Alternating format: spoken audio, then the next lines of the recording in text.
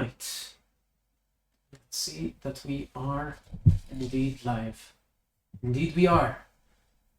I need this to be like this. Yes, we are live. And hello everyone, and welcome to Distant Dungeons. We are here once more to be playing our second session of our new campaign, Age of the Sleeping Gods. We are a bit off of our normal Wednesdays and Thursdays, as we do this once every month. Stay tuned for whenever we will set the next episode. But for now, a bit of a running up schedule. For now, mostly, we have Thursday. We're not sure Wednesday whether we're doing anything, but Thursday we'll probably do some kind of gaming stream. Otherwise, Wednesday after, we will continue with our Tales of the Rupture, and as always, be around at a 8:30 p.m. CEST on Wednesdays and Thursdays. Always follow our... And tomorrow there is also yes. Monster Mondays. Tomorrow there is Monster Monday at 6:30 p.m. CEST, where Russell and Adam will be pitting two monsters against one another in standard D&D 5e fashion, and we'll see which one comes out. Keep in mind that these Monster Mondays happen every week or every other week, depending on our scheduling, but you can participate in at least getting a bit of a say in what monsters fight and the tier of monsters that get pitted against one another. So always stick around and follow our social medias, Facebook, Instagram, and Twitter. You will find links there to polls where you can submit your preferences. So yeah, that as well. And with no further delay, we'll jump into our Sleeping Gods campaign. So, I need this to be louder. So, last we left off, the group of newly acquainted and newly acquired Dreamkin, as they are called within the Dreamlands, have embarked on this quest for the pantheon of the sleeping gods, these entities that have been trapped in their own domains by their cousins in the waking world. They have been usurped and their power partially stripped, and they require mortals, or at least mortal dreams, to act on their behalf. You accepted with the promise of a potential wish to be fulfilled once that is chosen for each of you.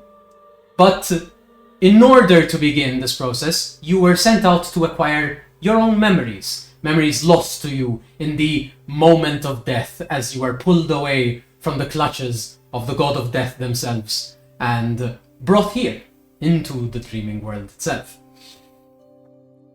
Two of you have acquired your memories. Oestre, our Harengon warlock, has met with some entity of their past and an entity of their future, a future self who seems to travel the Dreamlands just like you do, acquiring their own memories as they do and acting according to their own quest. Whether that is the same as yours is unclear.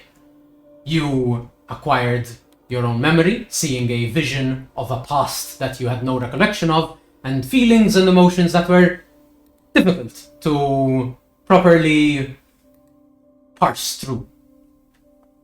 Without much dilly-dallying, the sleeping gods that have taken as heralds for you, as so, the Azad, the unchained master of free will and chaos, the master of retribution, Ankam, and Hayik, the goddess of disease and guardian of decay, have taken you under their wing, and they have moved you forward, taking Zenkilla and showing our strange human, pale human wizard to their respective memory, where they learnt of some ancient battle that had once been fought against siblings, it seems, and clearly have angered some kind of holy order in the name of Nihayik, the rival of Hayik, the god of death, guardian and keeper of the standard order that is death itself.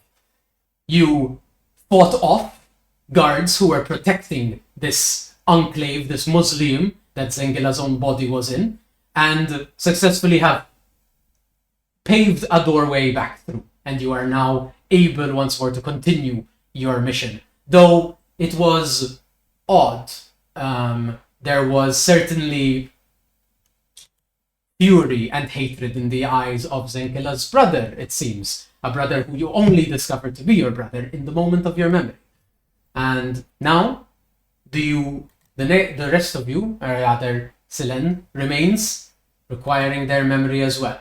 And in this moment you breathe as the fight from the guards ends, the adrenaline slowly starts to pump down, and you can take a moment. The skeleton that you raised in the moment of your acquiring the memory, rising, the plate armor itself almost getting pulled apart, and bits and pieces of it just meshing into the skeleton in the act of your own kill with the witch bolt, and all of that kind of merging together to create your undead minion, who looms now a creature made of your own corpse.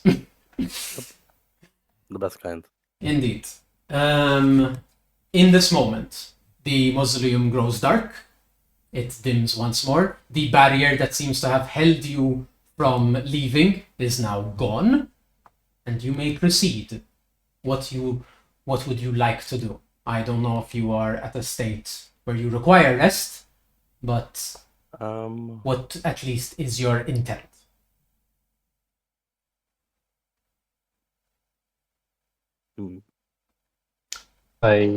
Silen is fairly fine.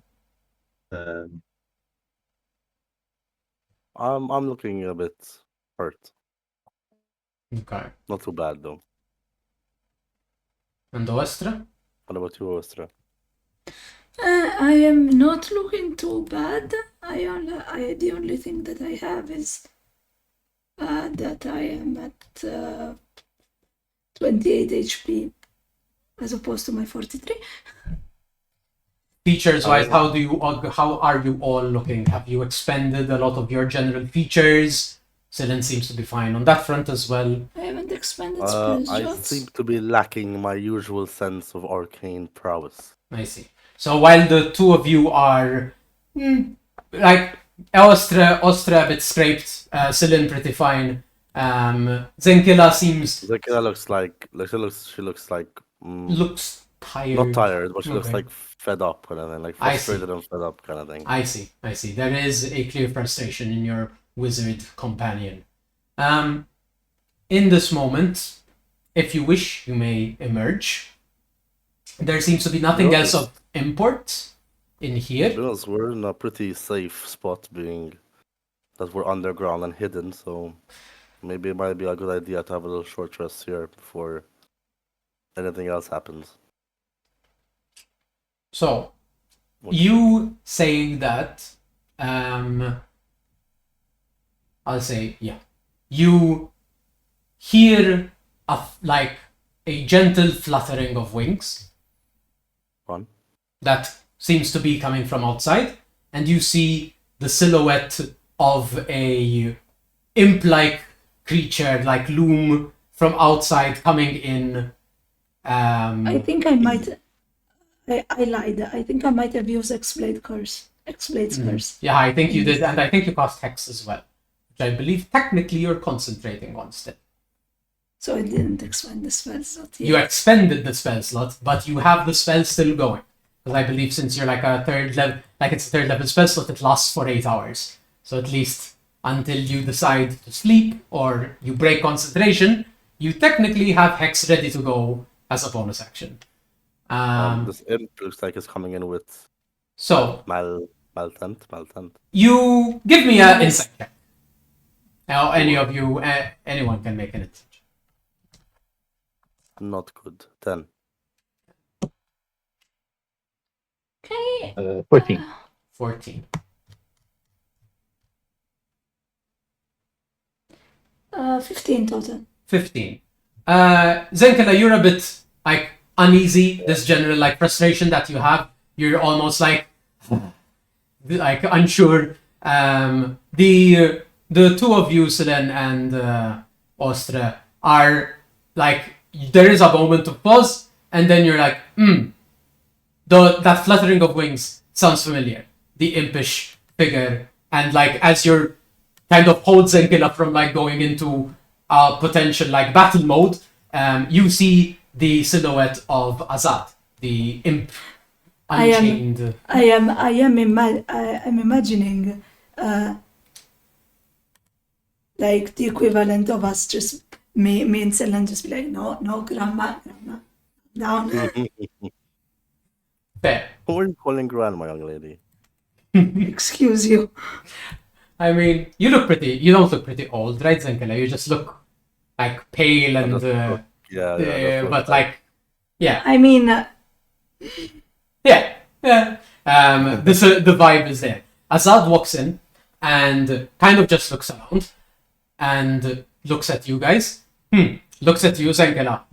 You seem tired, I think. I don't know. You seem to have had a pretty intense squabble here. And that is not good. Squabbles should not be a thing yet. And that is not good. We did not expect them to be ready for us as quickly. I would ask that we should make haste, and I can find us a better spot to be hidden and prepared for a rest, if need be. Are you all done here? Memory acquired, it seems. Kind of looks at you. Yes, memory clearly has been acquired, seemingly looking at you and looking past you, kind of. Unfortunately. Interesting. I said unfortunately, yes. Yes, sometimes memories are not welcome, but they are useful, whether we enjoy them or not. I kind of get that vibe.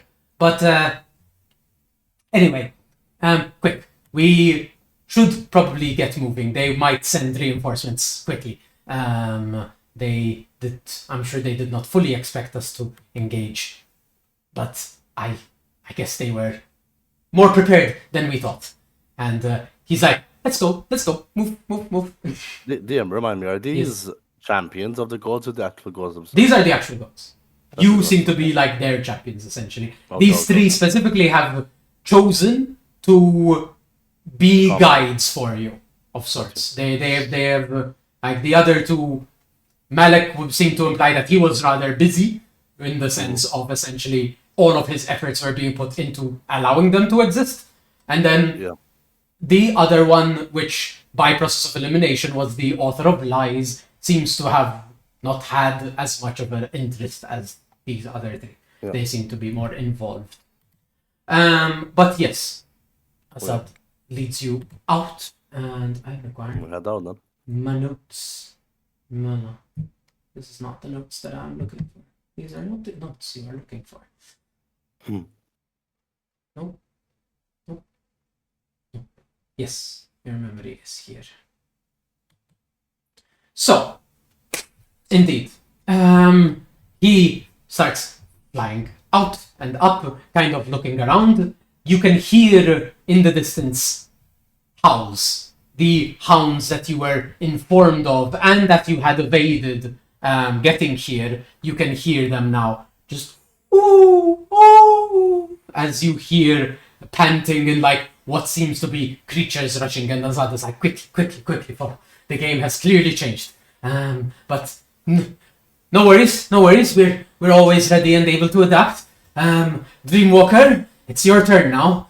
And he seems to lead you guys through the hills, kind of avoiding the hounds whenever they make their respective howls. And you get to this beautiful fountain. There seems to be like a actual depiction of Hayik, like on the center of the fountain itself, where water seems to stream out of her hands. And it still is, though it seems like the fountain has no longer been kept well. There is moss growing all over it. It seems to be decaying. Rocks, parts of the statue itself are broken. But water is still flowing. And there is this murky green water that pools at the base of the fountain.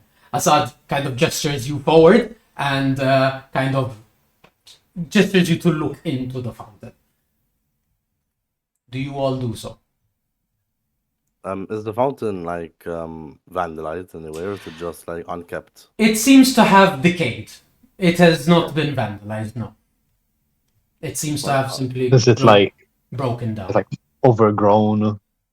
The moss is definitely like there definitely wasn't moss. Like it's just clearly the water itself has kept running, but no one has cleaned it. No one has like so. What little bacteria has just festered and grown even more and more, and what little leaves and grass were in the patchwork around the fountain have actually grown up and around and entered the water, so it has all made it mossy and murky.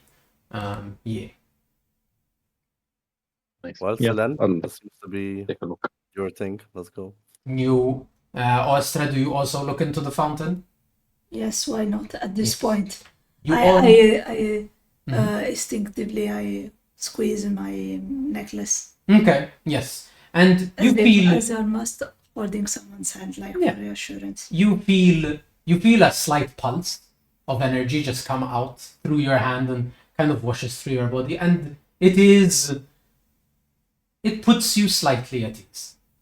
Just slightly.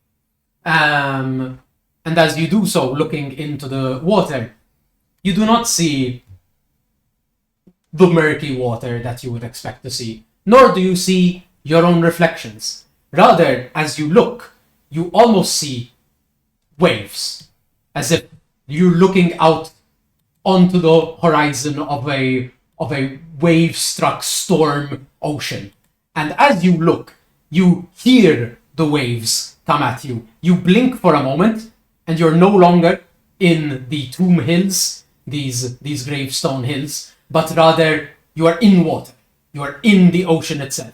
The waves crashing at you. You hear lightning. You hear thunder anyway. The lightning flashes, giving you just brief moments of vision before you are plunged into the waves themselves. You feel yourselves like hold your breath as you're submerged, and then you push out and look around. You see each of you near to each other. You do not see Azad anywhere, but rather you turn once or twice, the waves hit again, and as your vision just lightens with a lightning strike once more, you see a ship just beside you. Ropes come down, and So we are on another ship. Like, you are this is you are in the water. Okay. I was asking. Okay. I will move you here to this scene for this moment. You see this ship. It looks very like it does not look as if it should be functioning, yet it is. It is a almost like ghost ship essentially, as you can see parts of it broken, yet the water does not seem to rush into it. Ropes descend from the deck of the ship towards where you are, and in this moment, if you'd like, you may take the rope. It is perhaps your only option right now other than braving the waves. The ship is wooden though, or is Yes. it like a metal? No, it is wooden. It looks like a very massive three-masted galleon. It just seems to have clearly taken gunfire at some point, and parts of the planks itself on the sides are clearly just like open. Nice. But Yeah, I'll climb straight away. I'll you be like, grab the "Yeah, rope. over." Yep. Do the rest of you do the same? I'm also Yes. All right. yeah. You grab. See, I don't want to drown. Yeah, you feel a tug on the rope as they seem to pull up as soon as they feel weight on them, and you are pulled onto the ship as the ship itself moves and lurches, the waves crashing it up and down, lightning just flashing, the only source of light in this moment for those of you at least without dark vision. I don't know if you guys have or do not. But indeed, the lightning strikes over and over. Rain is crashing down. You can feel it hit yourselves as well as the rest of the ship. You can hear the pitter-patter of it. And you start hearing yells. And as now you are close enough, you hear sailors seem to be going at Is it? braving Are the ship.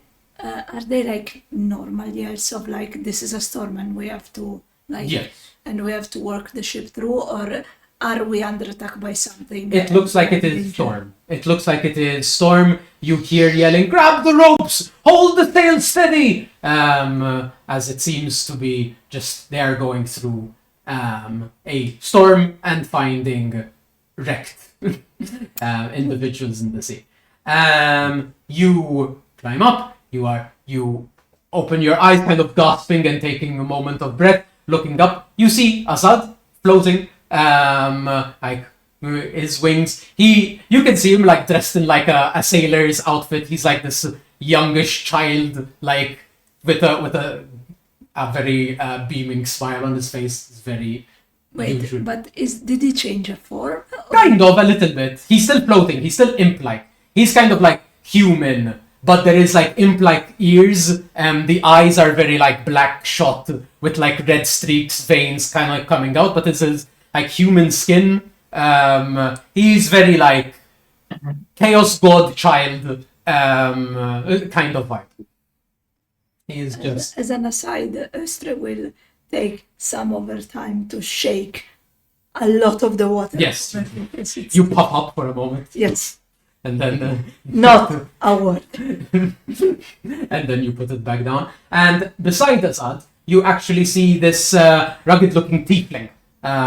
They seem to be bluish purple skinned and clearly in the garb of a sea captain. The hat, you can see cutlasses strapped to, and also you can see two what seem to be like flintlock pistons on his chest, like in holsters on the chest. And he seems to be like looking around, was directing the crew, and is now like looking at you guys with Azad beside him. And Azad just exclaims, "Welcome to the deep." The name you got from the sewer, actually, way back last session. It was, just to give you the context of the name, Uhti, the deep, which was represented by the point of Azad. Seems to be his domain. Yes. And as he says that, the captain, kind of looking down at you, "Don't you all just stand there, either off the deck or get to the rigging with the rest of us." And he just starts yelling, kind of like saying that and then turning immediately, calling out, "Kelly, the sails, the sails!" And you see another tiefling like running up, this massive red-skinned tiefling, just kind of jumping up, pulling the sails back, pulling ropes and holding the sails back down. And in this moment, you have been given two options: either get off the deck, aka somewhere inside, or you, if you'd like, you may help with the storm. Sure, why I'll not? help out. Sure, why not? I will also help. Alright. Then Killa gets up like, "Fuck this!" And you, Just cover ourselves and goes he just, inside. Azad just points you in the direction, and you can see the like, skeleton is holding the shield over. yes, Let me perfect, go in. lovely, yes. Go down, it's better. And indeed, you walk basically like there is what seems to be a captain's quarters that is closed, but there is an open archway door that you can walk through, and you can find a couple of stairs that lead down to like a. I won't go all the way down. I'll probably just stay like Yeah. at the top. There's Yeah, no you're stairs just on the underneath inside. the thing. Yeah, you're under the helm basically right now. Yeah. Effectively, you're under the helm. To the rest of you, essentially, you can either give me athletics, acrobatics, or any kind of wisdom check if you have navigation tools or something that would give you proficiency. But otherwise, it can be a straight wisdom check or athletics or acrobatics for helping with sails and general rigging. Acrobatics Could is I dexterity. attempt a survival? I'll allow it. Survival, yes, you can do acrobatics, Ostras. You said athletics, acrobatics, or Or any kind of wisdom check that might feel appropriate. A survival check is. a perception check to see where I'm needed. I'll allow it. I don't know. I'll allow it. Where am I useful? I'll allow it. You were essentially Okay. perceiving through the storm to see like potential. I don't fear. have dark vision. I say The lightning will help. I need Can I help. roll something strange? Can Yeah. I roll a Macleod check Okay, to see if the boat you may. is like if the boat is only floating because it's a memory, or Mm-hmm. because it genuinely has some kind of arcane enchantment over it. That is interesting. Go for it. I rolled a Okay, I rolled the 17 same total. number. That Arcana might be good for you. How much, Ostra? 17 total. 17. That's very good. Celan? 16 survival. 16. Okay. And the Arcana check? 15. 15. Okay. So, for assisting with the storm itself, you pass with a pretty decent baseline. You basically, Ostra, you kind of like you notice like helping with the rigging isn't really your thing. You are not sure where to look, and you see a tiefling who seems to be kind of clinging to the side of the to the main mast. You kind of like climb up and help them up. This like green-skinned tiefling, and you get both of you into the crow's nest. And she's just like, I got tumbled off the storms, the wind. It's too hard. Can you see anything? And you kind of like start looking around, and you start pointing into directions where you can see sort of the lightning is lessening, and where the eye of the storm might be to actually like sail you through. And you point in that direction. Kind of essentially, you sort of what you do is help everyone else with any kind of ropes. Basically, you're rechecking once someone ties a rope and kind of hammers it down more like with strength. You actually make sure that it stays down. So you make sure you tighten the knots where you can, and you're basically kind of just double checking on other people's checks practically to make sure that their checks were sufficient. And you point out a couple, like you find one of the ropes actually about to go loose. You immediately kind of hold on to it, and you're like, come on, help! And someone like with strength pulls it down and holds it down in place, and is like, thank you. In these like, you see, this is a crew of tieflings, entirely composed of tieflings. They're very different, like in terms of height, build, and even like skin tone itself. You see multiple variations, and with even horns of all different, like some are more curled, some are even more almost like more antlers rather than horns, like a very weird mix. You might like, the best way to describe it on D&D terms is like fayish tieflings. Okay. This is the vibe that they all seem Not like satyrs. None of them are actual satyrs, but the vibe is almost like in Some that sort direction, of fey touch. where normally tieflings have more goat-like horns. For the most part, these are more like deers and that sort of thing. So it's like, yeah, they're like fey touched. Basically, they're fey touched tieflings. For the check on the ship, initially the main thing you can piece together, considering this whole ordeal with the dream world like concept and logic, is that probably that is your first guess was most likely on point, where it's like it's a memory and it is the memory of the ship. Ergo, while it looks like it shouldn't take water, like it looks like it should take water, it isn't, and yet it requires like manning anyway. It's not like they can sail through a storm without it affecting them. They still have to hold. But just to finish. But with that check, you can tell there is a protection on the ship that is above that. You would tell that it is some sort of like abjuration, but that's as much as I'll give you with that check. But if you want to ask anything above, I just wanted to see. So it was a memory, but that's part of the. I mean, there's no reason why I should know this, but I just want to try and think. Because it's a memory, did the memory contain a broken down ship, or is the broken down ship here just as a reference to an older ship? your best guess is that probably this is the ship, much like you were memory. You are dreams that are caught right before the death of your waking forms. So could be that's the last. So exactly, this is exactly probably this is the last way it was before it went down and got pulled into the dream world, much like you guys were. Fun. So that's like your where like your logic would lead you down. But yes, but you can tell that there is some other protection here that is unrelated to the ship's maintenance, but rather something protecting it from other things. So you can tell that there's like an abjuration element here that at least doesn't affect you. Yeah, you go through this, and it takes a while. You lose track of time broadly. I guess Denkela would probably be the most where you're like, essentially, you can technically have had a short rest. Though it is not like the most comfortable short rest you can do. But So I get back my. I'd say you don't get it yet because you are helping with the ship. Oh, come on. It's fine. Don't worry. Give me my cars back.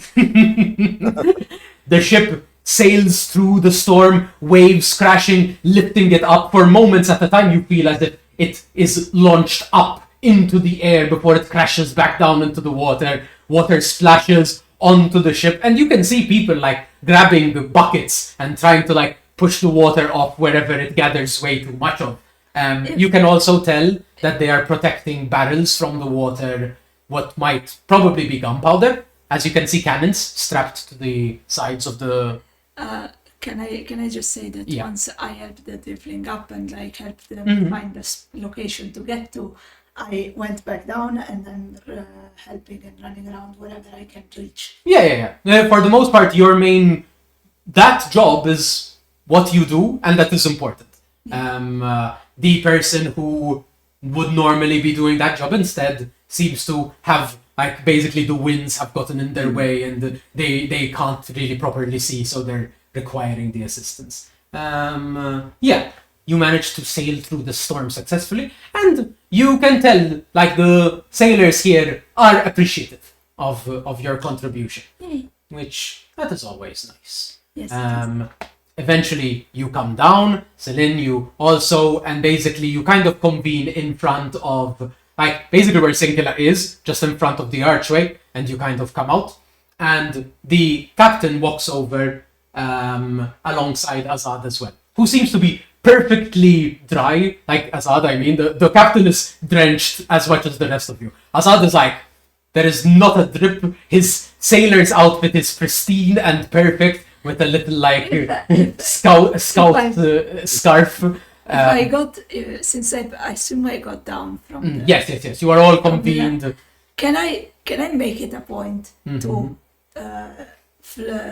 get rid of the water specifically to try and get Azad wet? Okay, you kind of fluff out, and you can see the water kind of just.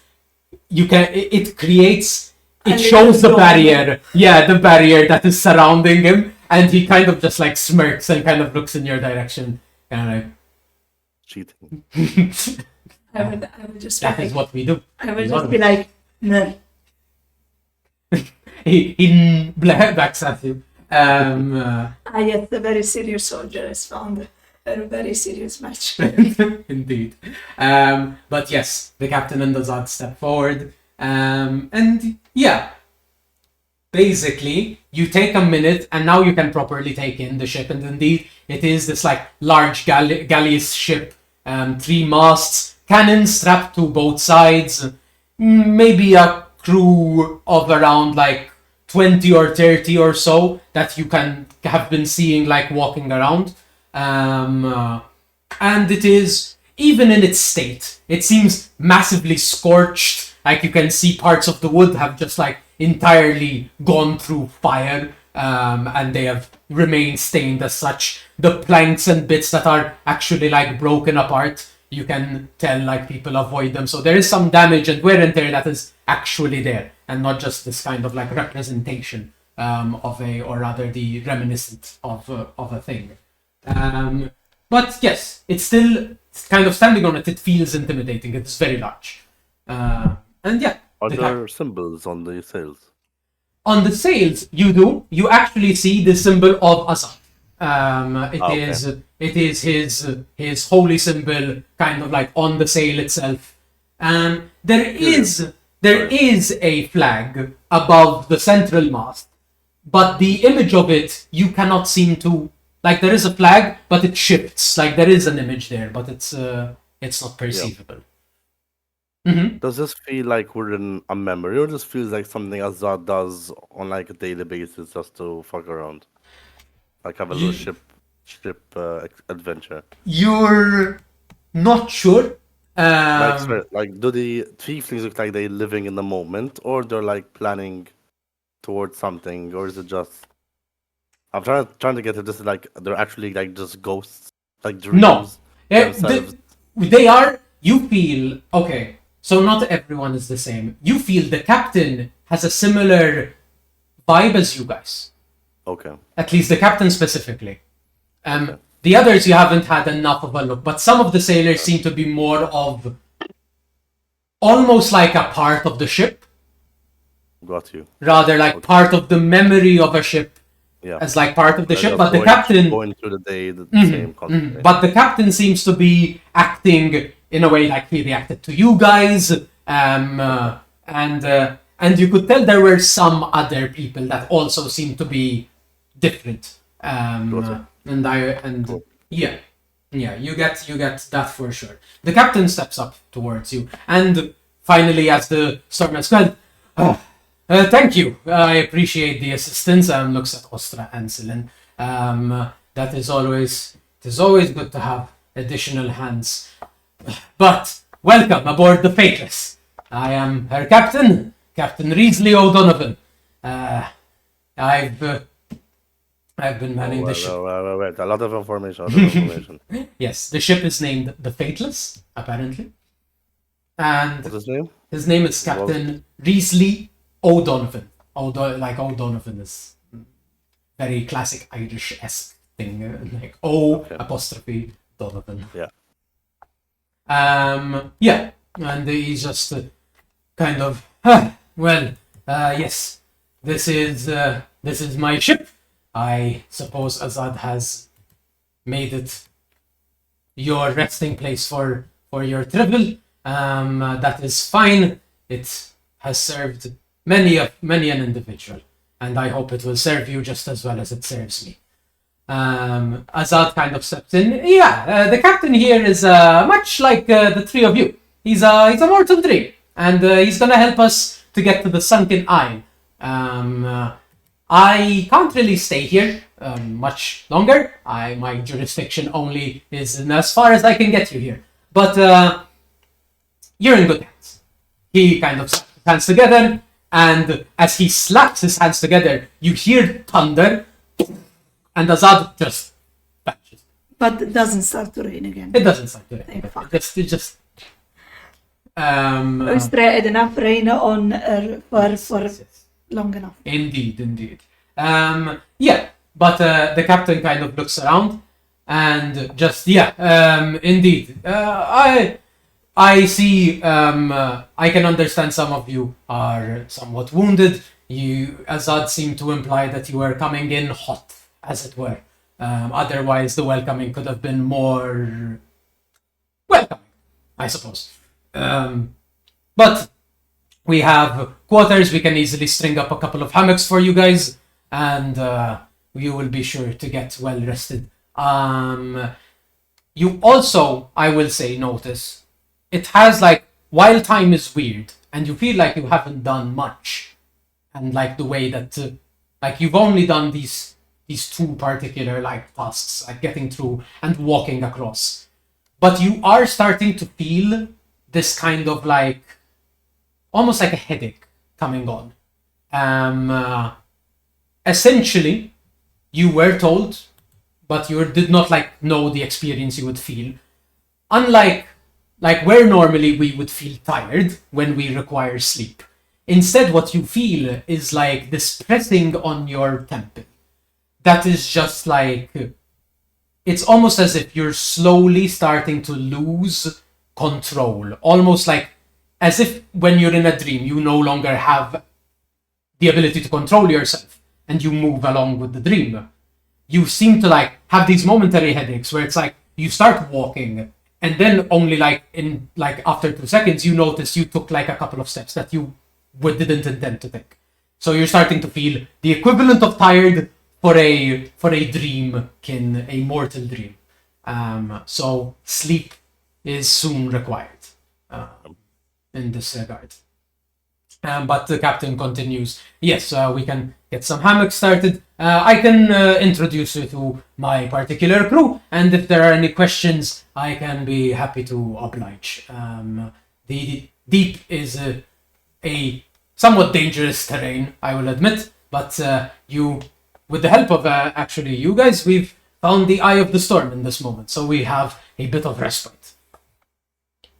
And yeah, he kind of like just Lovely. stands there for a moment and eventually kind of looks around, and he kind of calls forward, and you see three tieflings make their way towards you. But in the meanwhile, you can start like talking if you wish. You said that you were given many people to ferry over to places by Azad. I did. This might be a weird question, but did you ever see other versions of us? Because from what I've gathered, we're not the first. That makes sense. I have not, but that makes sense. The Dreamlands are strange. I have encountered other mortal dreams whose time was not following the standard, and I've gotten used to it a bit at this point. You kind of learn to treat duplicates as their own people. No, that's not what I was asking. I was asking mostly because if we might glean some more information about what we lost, it would be interesting. You speak of your memories, I assume. Yes. It takes a while. I've managed to build and piece together my own history somewhat. So, but it's taken me a good long while. It is easier to do that when you are not as held down, I say. I assume if Azad led you here, then you are conducting one of the Pantheon's many quests and missions. I wasn't given any kind of information, but I met mortal dreams much like you who have become either messengers or heralds or whatever they might call themselves of the group. He kind of like he does like laugh. He's being very forthcoming with the information, I'd say. There is I wouldn't say guardedness, but a kind of like saying as much as he needs to, not because he's hiding anything, but more so just it seems to be his demeanor. But yeah. And yes, he eventually, the three other tieflings come about, and you see the one that was in the crow's nest with you, Ostra, actually. This kind of murky green tiefling. And now that she has kind of like composed herself more, you can see that she is actually wearing a kind of like, almost like a nun's clothing outfit, like full garb, like to the feet where it's hidden, kind of like a little bit of a veiled hood.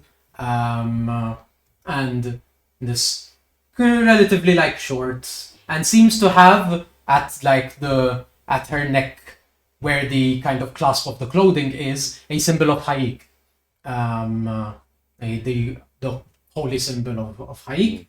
You can tell the individual who actually the captain had named before, Kelly, this crimson red tiefling, very tall, 7 foot roughly, feminine, like very like this loose white shirt, very like almost the most pirate-esque, like sailor-esque of the four that are currently here, and this massive maul at her back, and the last one, a black and pink tiefling, seems to have a blindfold around their eyes.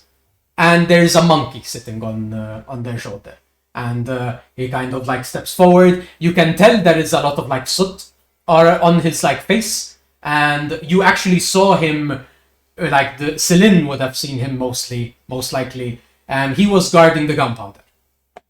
He was next to the guns and making sure the cannons were strapped on tight and not sliding off into the storm, and yeah, and he seems to have a kind of like a scroll to his side. Yeah. And they kind of step in. The captain kind of like, yes, these are my main crew.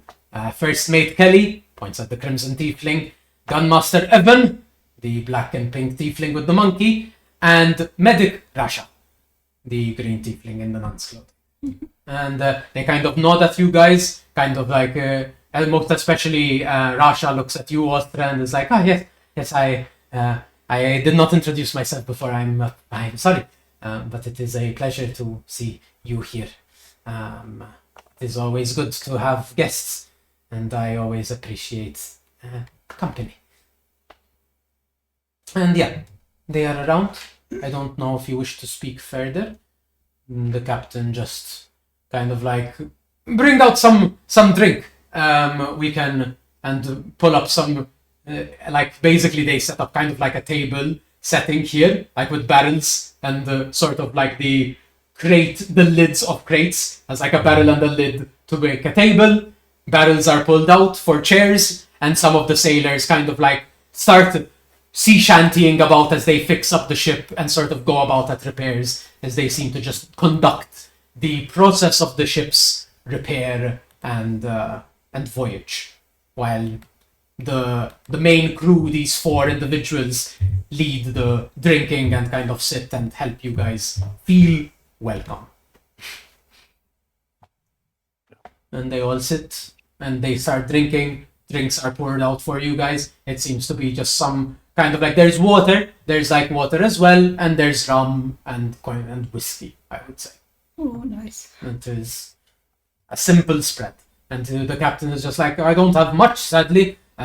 If you have any memories of anything fancier, go nuts, but this is what I keep on hand. I don't ask for much.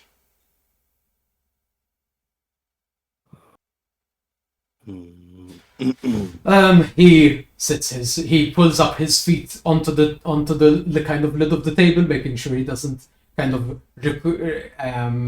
topple everything over. Gets into a comfy position. I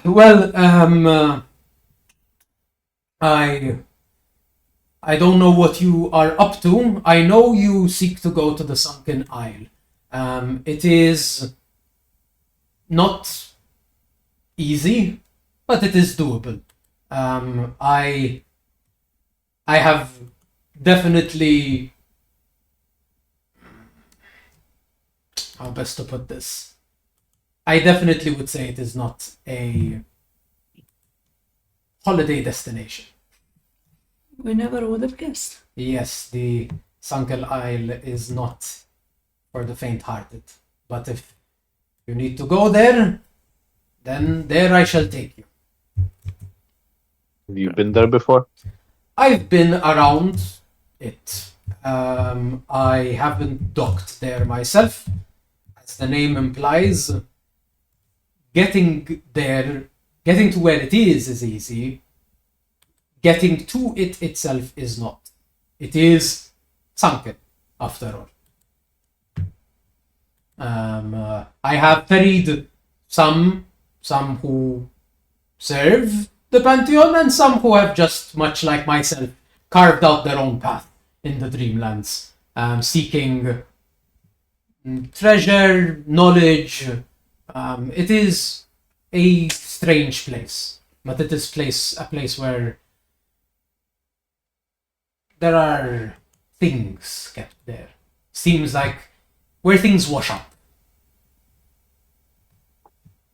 Interesting.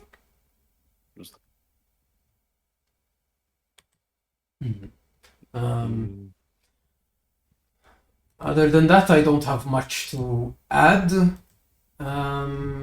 My crew will probably start getting ready for the night shift, as it were. And it is odd, because there is no night right now.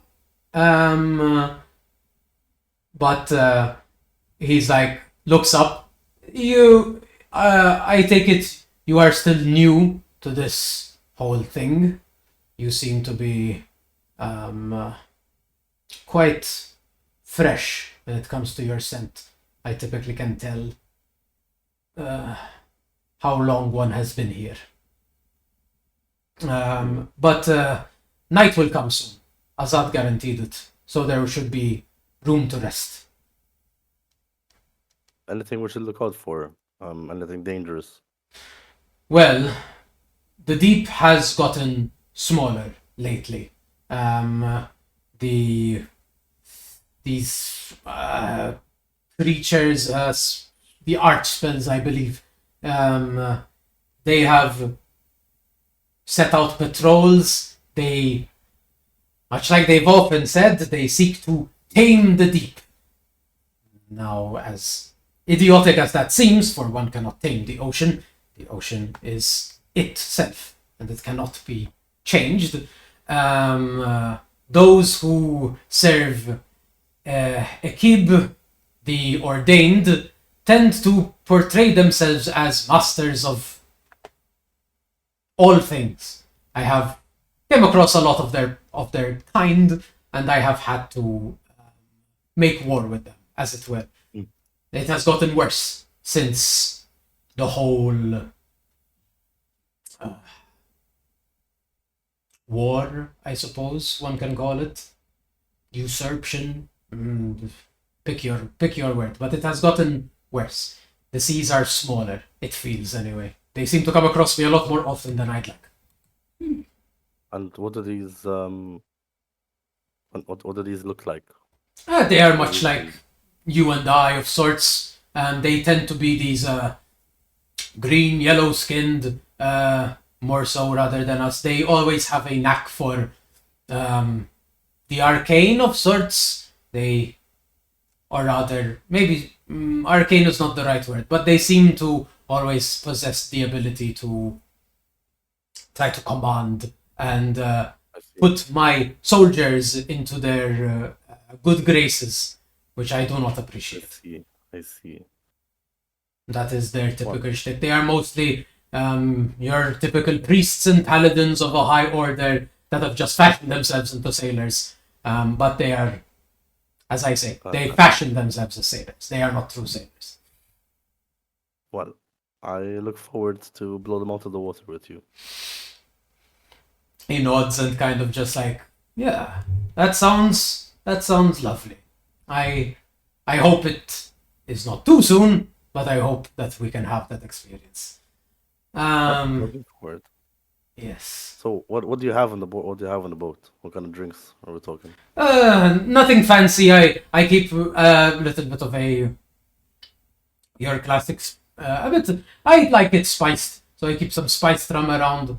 Nothing too elaborate, but just something to keep you warm and something to keep the blood boiling. And then I have what I remember whiskey to be anyway. And then I keep water around. Well, Russia keeps the water around available just in case anyone doesn't feel like getting hammered.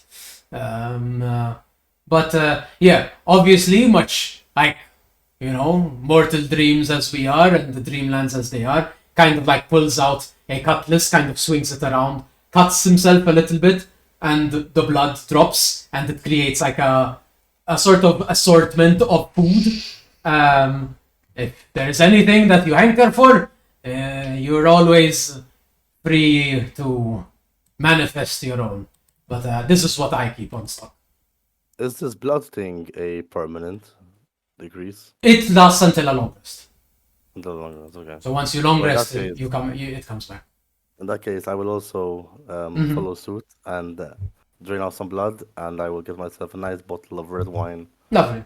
to sip on. And also, I'll be like, oh, how rude of me. Well, my name is Zenkila. Thank And you. this, and I point to the skeleton, it's also Zenkila. Interesting. Yes, that's my corpse. That is very interesting. That's cool, ain't it? Yes. Rasha, the cleric, actually, like this medic, the cleric of Hai, kind of looks. Lovely. It is always nice to see the different forms of life. I have never met one who dabbles in this. I only touch on it a little bit when necessary and when our crew is a little bit lacking. But It's fun, ain't it? it is. It's always Your rush. well. I just enjoy bringing life. Thing. You. This sparks a momentary flash of a memory that is adjacent to the memory you got, where it's like you've never been a cleric of Hayek, and now more the memory of like why it kind of makes sense that people of Hayek like you, but what you are seeing in front of you is definitely not what you are or what you have been. Mm-hmm. So it's like there's a momentary flash where it's like, was I like this in life? No. But these people liked me. Yeah. That's I'll like take it. there's a moment of that where it's like, I'll take always. Yeah, and I'll just sip red wine until they tell me to fuck off. yeah, there whenever you'd like. The hammocks are ready. You may rest whenever you wish. I will just make sure to let you know once night has struck, and you can already tell that there is a bit of shifting of the light in the sky, and it seems to be already like dimming, and it's weird. It's like normally it takes time but this is like almost as if the sun is being blotted out. Okay. It's like Almost as if by a storm again. rather more like an eclipse, as if something is moving in front of the sun. Which is Curious, like, that's my anime dead.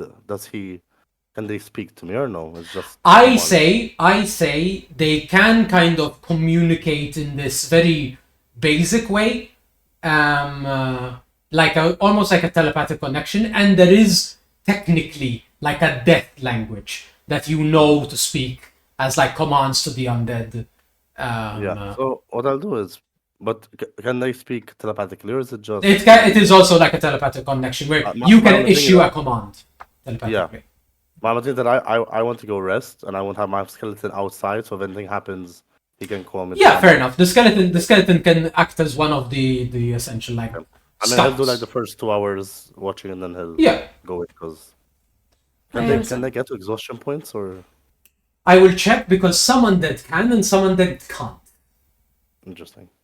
Skeletons are immune to exhaustion. And then he'll stay out all night. Yeah, he'll be That's scout. what He'll be scout. Yes, because yes, in fact, immune to poison as well. Immune to poison as a damage type. They are vulnerable to bludgeoning. Just to keep in mind. Oh, interesting. Yes, you don't want people punching them. Yeah. Lovely.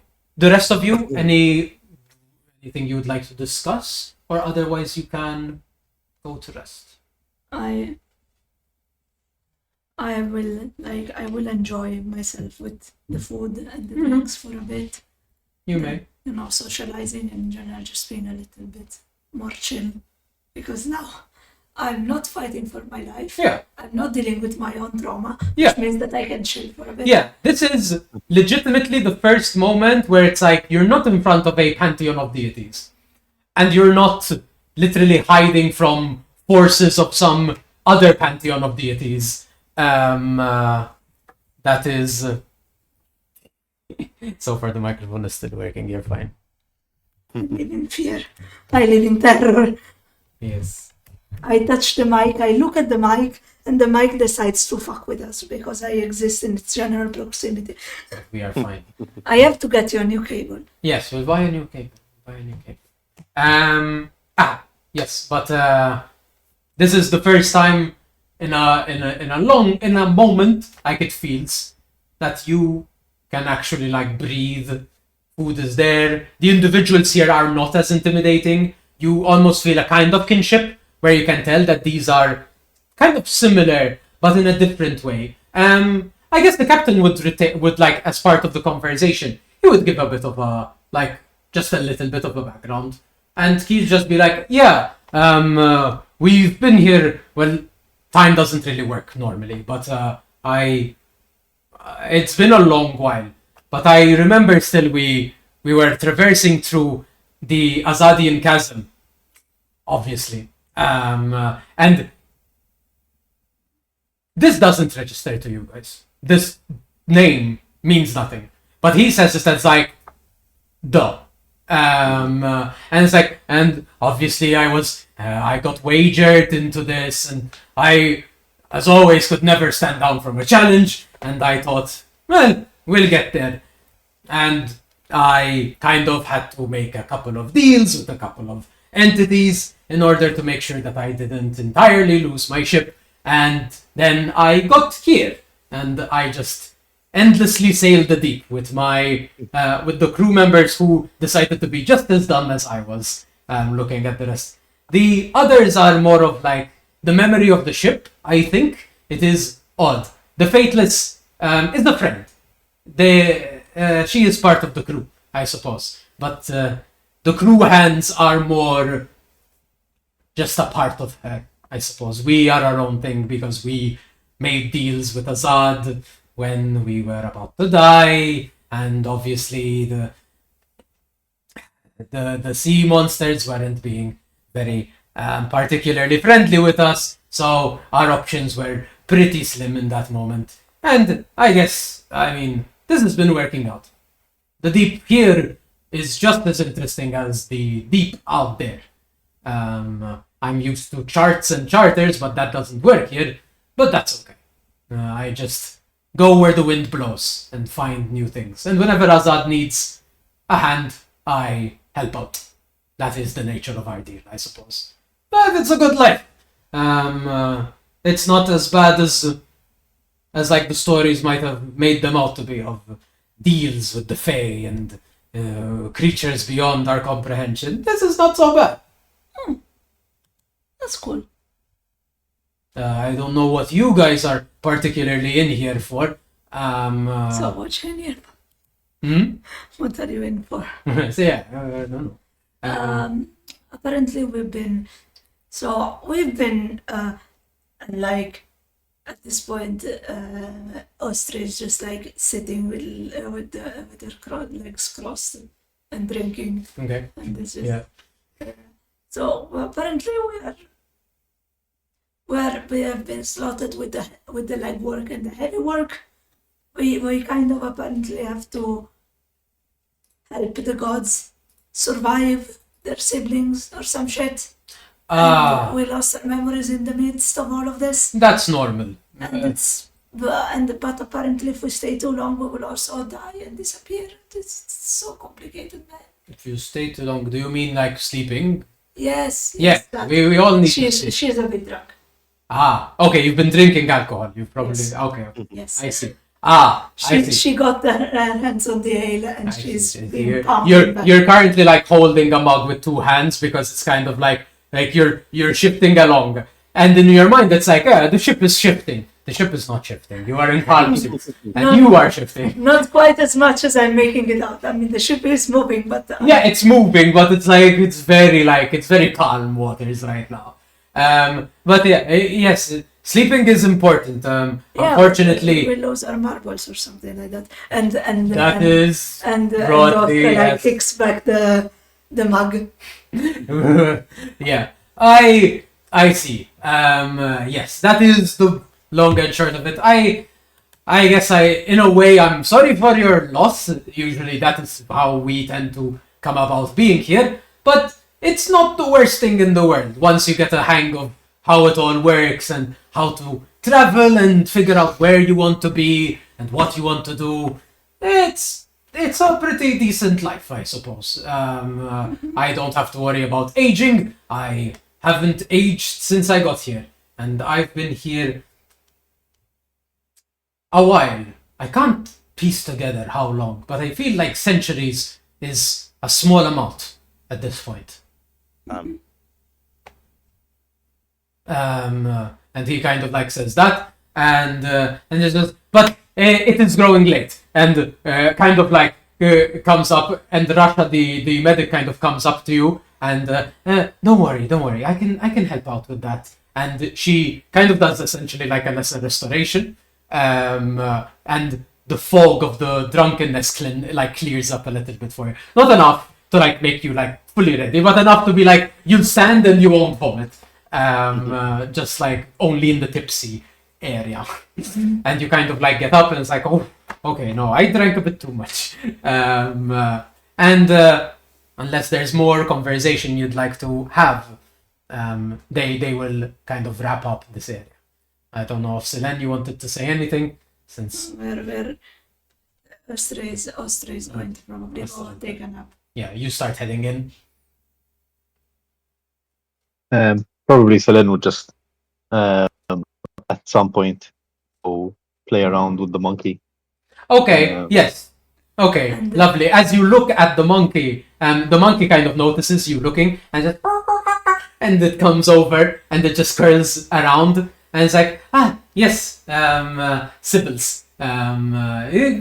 Just be careful with him. And you can tell, essentially, what you are practically noticing. I think Celine would be very quick to notice this with your relatively high passive perception. This guy is blind, and he's looking through the monkey. Seems to be his familiar, and he's just like clearly. Lovely. It's just like, and you can see like the way he's looking almost in the direction like where kind of like not where the monkey's looking, but clearly like what he can see is what the monkey can see. It's like he's not where he's actually looking ahead at is not the thing. So you just notice that, and he's just like, yeah, just be careful. Sibbles is fragile, but he's my friend, and he gets around a lot.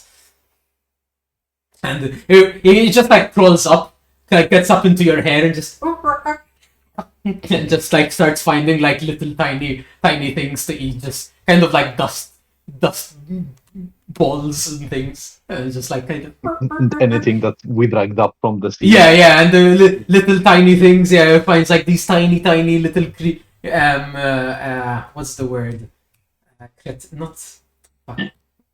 The crab Crustaceans, like very tiny crustaceans like that. It just pulls out and then like walks off again and just like let's see, clearly like he's friendly. He's very like friendly and cuddly. So scratches and stuff Okay. seems to be a welcome thing. And he just that is something you get to do. So And and if I can, like, I don't know if anyone would be here to hear this, but in a like slightly like in a tipsy state, drunken state, when Ostra like flopped on the hammock that she was assigned to, she's holding like the pendant in her palm, and it's like chatting with it as if she's chatting with someone after a day and like telling Okay. them about the ship and about the storm and about things like that. interesting. Just sharing her day. I'd say probably, I don't know if Zenkila has already walked off. I'd say maybe I Zenkila might would have. be in the hammock, and Yeah. I'd be like looking back at her, like, oh, I speak to my dad all the time. It's a great way to make friends. I'll call him to come down to talk to you if you want. No, this is different. This is something It's okay. that it's you lost don't that I need to don't explain want to. crazy. It's okay.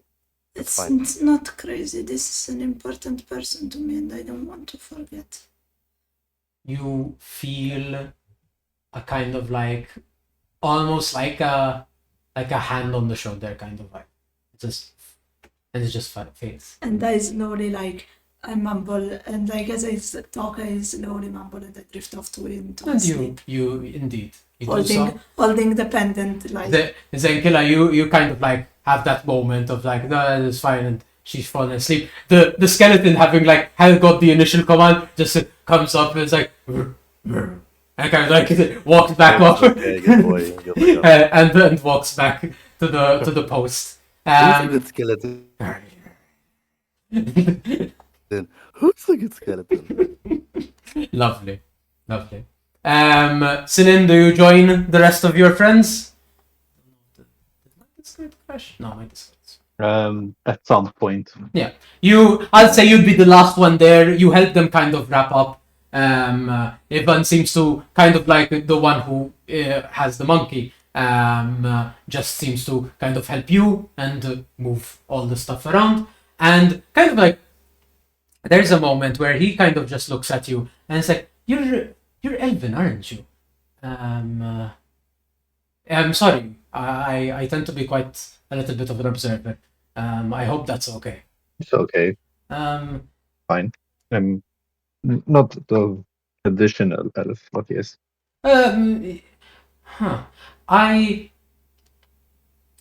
I've heard some things. I've tried to understand how the Dreamlands works. I assume you guys, the captain said you guys are new, but most of us have taken on sort of forms that represent what we were in life, kind of thing, a sort of metaphor. The Dreamlands seem to operate fully and fundamentally on metaphor. But maybe it's just a representation of what you were in life. But there is like elves here, and they live here. And I was just curious if maybe you know anything about that. Maybe I know you're new, so maybe your memories are not there yet. But and to you, Cylin, this is like weird, but I don't know if you have your own like speculations, and you can answer as well. Give you more later. Probably Selene is just like, well, as far as I know, I woke up this morning. So very fresh. Okay, Yes. I see. But that's interesting. We've only met one other elf, and they were very not talkative, I suppose. But I did hear some things, and they mentioned about they didn't seem to be like us, which was weird. They seemed to be native to here. And I was wondering if perhaps you were there, but perhaps maybe some other time, hopefully if we meet again and you have more available to you, we can talk about it. But I'm sorry. Yeah, you don't need to apologize. Appreciate it. I just okay. And he just kind of like scrambles a little bit. The monkey kind of like curls around and just yes. Sybil needs to get food. Have a good rest. Take care. We can talk again tomorrow. Hopefully we won't be too far from the Sunken Isle. It's always weird traveling in the deep here. We'll figure it out.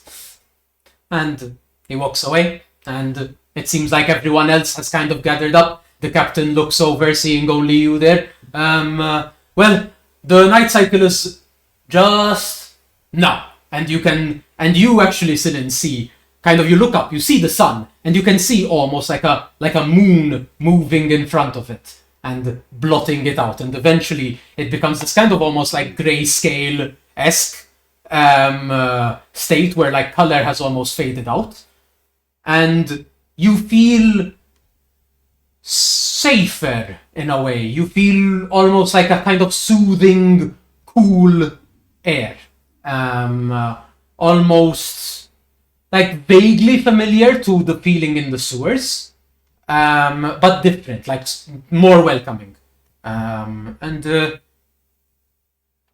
again, there's a familiarity to it, to you, Cylin, specifically. To the rest of you, you also, like, if Ostre is asleep, but Zinkele, you are kind of, like, drifting, and you're kind of, like, slowly, like, fully going into the sleep. You can tell the color shift, and you feel the same sensation of just, like, it is night. It's just a grayscale. Yeah, it's just, like, it goes into grayscale mode. Like, Okay. Like, there is still light. Like, you can have light sources and stuff, but the color has faded. And it just seems to be, this is kind of the night version of when you are allowed to sleep. Is it like an Avatar: The Last Airbender when Yes. they took the Yes. moon? Yes. Okay. Yes, very much like that. Okay. Great.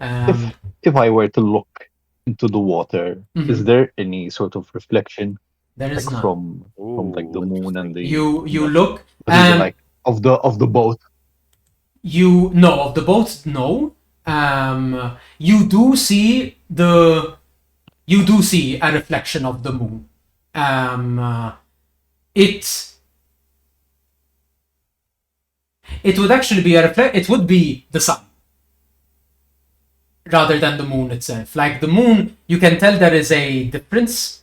The moon is very similar to like how our moon is, very like blotted with craters, and the classic, whereas the sun is just this bright shining disk, and you can tell in the water there is the disk. It is almost as if like it's been trapped there, and now the moon has taken over, kind of. That's that. So it's not a reflection. There is no reflection in the water itself, but rather just the one difference is that. And then otherwise it looks empty. Like there is no sea. You look down and you can't see yourself, where normally like you would see at least the silhouette of your figure, like in the water. There is no such reflection. I think you have been told of this. It's just rather you have not. Less you have been told, and more you have been given the logic of this when Malik gave you kind of the some parts of the physics of the world, and you know that only true water provides reflection, and clearly this water does not count as true water. But yeah, just out of my curiosity, and since we're going to be long resting, I hope I will attempt detect portal. Okay. See if there's anything within 1 You- mile. You tap into the source, and it is the first time you are doing it now in this new version of yourself, at least the one without memories. And you don't sense a portal specifically around, but rather you get this sensation almost like a pull. And you feel various pulls almost extend outwards, different paths. And there is a like sudden swelling of emotion inside you, something that like it's almost something as if you've done before, something that's feeling that's like there's a almost sensation of panic, anxiety, but also exploration and excitement, all kind of like meshing together as you use this. And there is this flood of like different pathways and different paths that you may take, and all of them seem, what you can tell, would be leading you towards a near portal. And you feel this in this moment, and you take it all in, kind of looking out across this horizon. And you just sit with that for a moment. It feels significant. You're not sure how just yet, but yeah, you get the sensation. Cool beans. Yeah. You walk to join the rest of your colleagues and your companions. You get into the hammocks. They're pretty comfy. They're like made in such a way that like they've been cushioned. They've added like some pillows and also some basic sheets that you can use. Seem to be very taut, enough that you can easily kind of jostle and nestle into them without fearing that they might loosen. And yeah, you may all begin to sleep. It takes a while. It is Long or short rest? It is a long rest. This is the longest. You all gain the benefits of a long rest. But as you all sleep, Oh no. Cyril, you wake. There is a moment like your eyes just open, and you kind of blink, and immediately, almost like without like unable to really like stop yourself, you just like stand up out of the hammock, and you get onto your feet. And there's a moment where you just like you blink around, and it's odd. You can see your companions sleeping. It's still this grayscale feeling, like this grayscale around you, this aura, and you just feel something in the air. It's familiar, much like you just had done your detect portal feature, something that pulls, but it's stronger and it's individual, singular, not these many different pathways, these various options, but rather this one path, and it pulls on you, and it tugs. Do you follow it? Yes. Yes. You kind of almost like take a breath, and in that moment it's as if like you notice that you were holding your breath, and then the moment as you let go, you start to walk, and it feels very strange. It almost feels like you are in control. You are choosing to move forward, but at the same time, it doesn't feel like you're in your own body, but rather like looking through it, and making active decisions as to like what you do. You walk and you start leaving your quarters, and you immediately notice that there was activity, and there was also the skeleton that Zenkilla put on post. The skeleton is not there. There is no one on the deck. It is quiet, utterly. And in the grey, in the black and white of the scene before you, you see this like circle of color, almost like at the edge of on the side of the deck, on the left side, and you just see this kind of like very like where everything is grey. This is like just bright, sort of almost rainbow-esque with color, and the pull is in that direction. Do you wish to move towards it? And this is, I am walking off of the ship. It is right on the deck's edge. So much like where you were standing. Okay. It is actually where you were standing when you did the detect, when you were looking over the ship and kind of like looking down and looking at the sea. It is there. So it's right, like, it's not walking off. It's right on its edge, kind of. Mm-hmm. Yeah. So yes, I'll walk. You walk, and you feel it grow stronger as it almost tugs. You feel almost your chest getting pulled forward, and it seems to come from the chest. Like the sensation, the tug is there, almost at the center. And you keep moving forward as its pull gets stronger and stronger. And then, as you get to it, you see this like scintillating rainbow, almost like, looks like you could call it like a portal. Like it just opened there. And it just turns and turns and turns. And then eventually, as you just kind of like look at it and almost like are trying to understand it in a way, a hand comes out and grips onto you, onto like the cuff of your shirt or your armor as you are. And in that moment, kind of like you pull back. And as you pull, the hand kind of holds onto you, and you pull, and you see yourself in the portal halfway through, kind of looking up at you. You can see blood across the face. Clearly, there is gashes, and what looks to be even the arm that is gripping you. There is what looks clearly to be arrow holes that have been like arrows that have been pulled out, and is just holding on to you. And the other hand comes out and holds a ring in its hand, and just looks up at you, this blood just gushing along the side. Take it! Take it! As he just... And I attempt to pull him out. You may So, try. like, hand on hand, and I'd say give me a athletics check. This is like fully using your strength. If you don't have, just basic.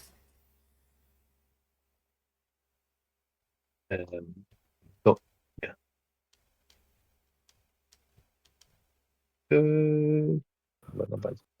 17. 17. You pull, and you can see clearly, like, it moves further out.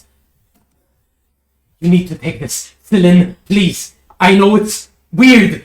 I don't have a lot of time. You pull, and you can see almost like these strange elongated hands, almost like claws, nails, just made of bone, pulling on like the back, and you can see Sunken Isle was too much. I can do this. And just kind of just take it, please. I'll like the hand that's gripping his hand. Mhm. Just like I'll kind of like scoop the ring and like Okay. let go. You take the ring, and with kind of almost the momentum letting go, yourself, you see this Celine bloodied and battered, kind of like good, and kind of Can with I this attempt a shot? Sure, yes, give me an attack roll. Plot twist, Celine Not to shoots him. the ring. No, I know. Whatever's holding. I- Celine ends up shooting the ring in the water. No. Someone shoots himself. You hold the ring, you clutch the ring in your hand, kind of notching the bow with it in your hand, and you may fire. Yes, you are aiming for something in the portal that is clearly like behind. I will sharpshooter this. Sure. Ooh, If you high stakes. Very good. Mhm. Uh, 19. 19. Nice. You shoot, putting all the force of it, like reducing its accuracy, but like trying to unleash as much as you can. The arrow whizzes past yourself, going into the portal, and you hear this like guttural screech. As something inside just screams out, and just kind of like Celine kind of just the other Celine winks at you, and then just kind of like tumbles back into the portal. And you take a moment, you breathe, just unsure what to see, and then you look at the ring.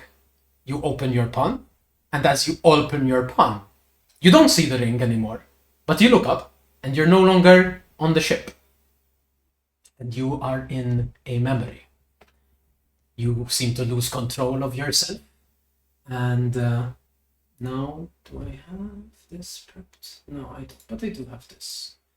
So we will toss some music. You are no longer on the ship, but rather in what looks like a forest, a very beautiful forest. There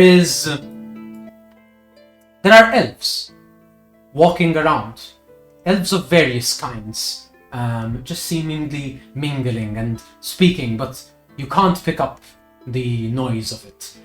There is music, and it is beautiful music. You can hear this music playing. You see decorations across the trees, archways have been built, what seems to be even sort of structures, almost like gazebos, built into the forest, made of wood and branch and leaf. And various tables with food and drink. Yeah, you start walking, kind of looking around, looking at the various groups. You feel the sensation of being out of water, being in a place where you are not welcome. It's more of just being not in a place where you're comfortable. It is bright, it is flamboyant almost, you would say. You can tell the people here are dressed in beautiful gowns and regal suits of various kind of like nobility and what sorts. Very, very fancy. And yeah, you feel this kind of like heavy beating in your heart, as if it's like almost like having a very, very minor anxiety attack of just like a lot of things everywhere, and just this sort of sensation that just keeps building up, but it's like you're not letting it burst, like you're just keeping it below the surface, and it just keeps going. As you keep walking further, you see a gathering of tall figures standing to one side. They're kind of like pushed to the side. They seem to be around a small table, and they seem to look in your direction and call for you. And you walk towards them. You can see one is a very tall, like almost 8 foot tall satyr with flowing red hair just past the antlers. Their chest is like puffed out. It seems to be very like forward presenting kind of vibe. A goblet in the hand as he drinks. Another is a tall winter Aladrin. This very tall elven, and you can tell the skin is pale white and frosted with these tiny little specks of almost like snowflakes on the skin. And they seem to be wearing a veil, not fully able to see the face, but you can see like a small, so almost like not a smile, but just kind of a pleasant smirk, I suppose. They look slim, and now they seem to be looking in another direction, and now they are looking at in your direction as you are walking towards. And the third and final of these 3 figures is this fully covered individual is just wearing a black feathered armor. They seem to just have these like feathers all over their back. You can't tell any like physical features other than they stand just as tall as the other two. And as you get right up to them, this figure turns and you see a porcelain mask. And you seem to speak, but you do not hear the words, but rather the figure in the porcelain mask simply responds, "No need for such formalities, Silin. You're doing myself and all the courts a great favor." The satyr continues off of that. "Truly, I've grown weary of guarding my borders, as have we all, I take it." He looks at the Winter Eladrin. "The courts are tired, and this union will force Autumn to stand down from its useless rebellion." The Winter Eladrin speaks and looks into the direction of the porcelain masked figure and says, "Malik has made it clear that we must bring our houses in line. I don't think we will have much time to rest, Lord Gravy. Mistress, what will we do about the Dreamwalker?" And the porcelain mask turns to look at you in that moment, and your vision fills with just her mask, and then the scene immediately shifts. And instead you stand before an altar, made of branches and flowers, clearly like autumn leaves, merged with like these black feathers, all kind of like built together into this beautiful altar. You feel a hand kind of on yours, and it seems to slip a ring into your finger, a similar ring to the one that you grasped in that moment. You look up, and you see this Autumn Eladrin standing almost like a head shorter than you, as she gives a weak smile, and then you both seem to turn, and there is a centaur standing before the altar, and he seems to bellow out, "And so, Lady Dana of the High Court of Autumn, and Lord Silin of the Conclave of the Raven Queen, you are now thus ordained. May you lead your lives in honor of your houses and in honor of one another." And immediately you get... So did you just get married? You turn, you look at this Autumn Eladrin, whose weak smile kind of nods and sort of like welcomes the announcement. You feel the sensations inside you are odd. It is nice. It seems like you have no feelings towards this individual. There is a sensation of you have done your duty, and at the same time, a kind of welcoming of like, that you were the one who are doing this. A sort of like, this is not your usual shtick, and you're kind of like, sort of sticking it to someone, but you're not sure like where that's directed to. You immediately, as that happens, the scene shifts again, and you are in this forest courtyard area once more, but it is dark. The people have left, and it seems like some party and great celebration has happened as the people have all kind of partied, and goblets are on the ground. Some of the decorations have clearly been torn apart in some kind of eccentric fey celebration. And standing in the center is the porcelain masked figure. That now, as you are kind of like hearing this, the feelings are coming up of like this. You are standing before someone of high authority, someone who has meaning to you, someone who you value their thoughts and their opinions. And the name, the Raven Queen, the matron, your matron, the matron of your conclave, stands in the center. And she looks in your direction. You walk towards her, and she puts two hands on your shoulders. "You have done well tonight. No one suspects your identity, even those of our own alliance. There is a war coming. One that will make the war of the courts look like children's squabble." There's a pause, and at that moment, you see two figures come out from like the darkness. Azad stands to the left of this Raven Queen, and to the right, a lanky, tall figure, the one you saw a silhouette to before, what you would assume to be Omric, the author of lies. And they both stand on either side. Azad smiles and just stands right there. And the Raven Queen continues. You understand what must be done, Cilin. And you seem to nod. You feel your head bob as you answer in accord. And then the scene shifts for one last time as you stand perched in a tower. Your bow notched and pulled. You feel it crackle with the power and energy that you normally have. Power that is beyond you almost. Power that you don't even have yet. Skills beyond your capacity as you hold the arrow strong. Your eyes pinned down on a scene far, far beyond you, perhaps a mile or so away, of this festival happening. You see a tall autumn Eladrin, similar to the winter Eladrin that you saw before. You can see her seeming slouches as she talks to people beneath her.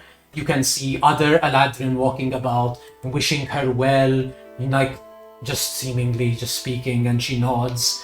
And you see the Lady Dana, who you seem to have been perhaps wed to, and you see her talking to this autumn Eladrin. And in that moment, you loosen your arrow, focusing on the tall Eladrin, and it loosens. And you open your eyes, and you're in the hammock. You feel something in your hand.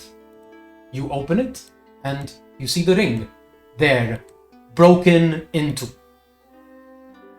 two different like half rings, and the memory is now yours, and you have a memory of destiny at your disposal.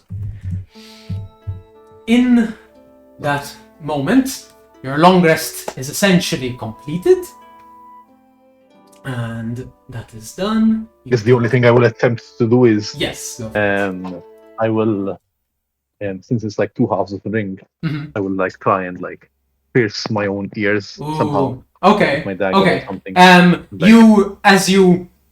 You almost like think to do this as you go there. You even start like pulling out a weapon, and you feel almost the ring, these half rings shape themselves, and they turn into this like even these tiny little pricks almost on them themselves that you can like use to just chook, and they seem to hold as some form of magic is there. It is within them, and they are now earrings for you to use.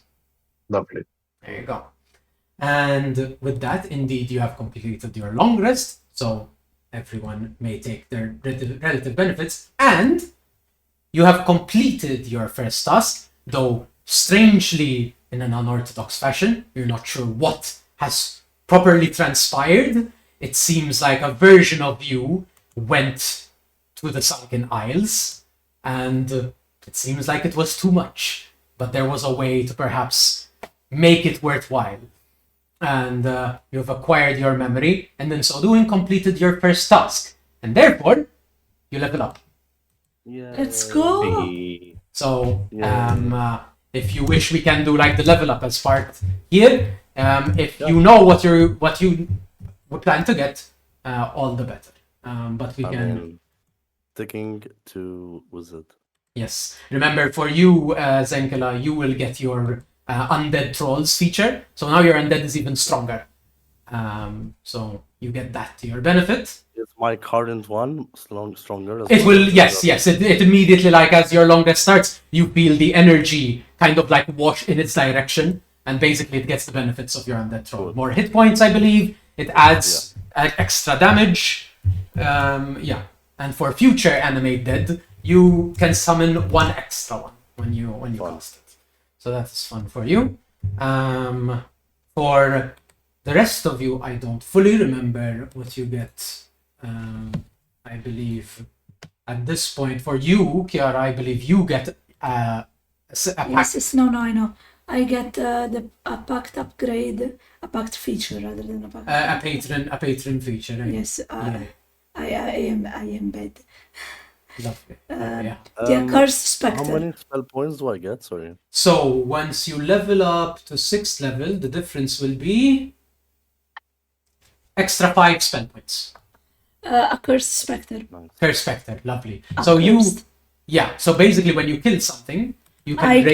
can. Yes, I can raise it as a Yeah. throw for myself. Yeah, that's lovely. And as for Selene, I'm curious.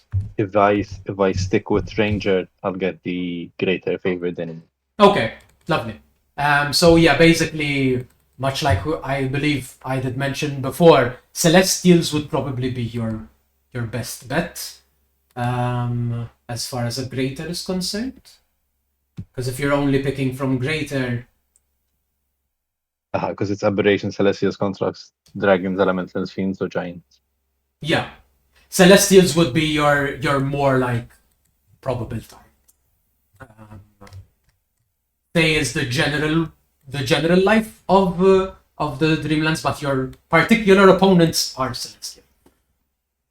Let's see. Let's see if my D8 will not be a bitch to Yes, me. and you may roll your hit die. Remember, I am keeping the average as a minimum, so there is at least no risk in that. You need the hit points.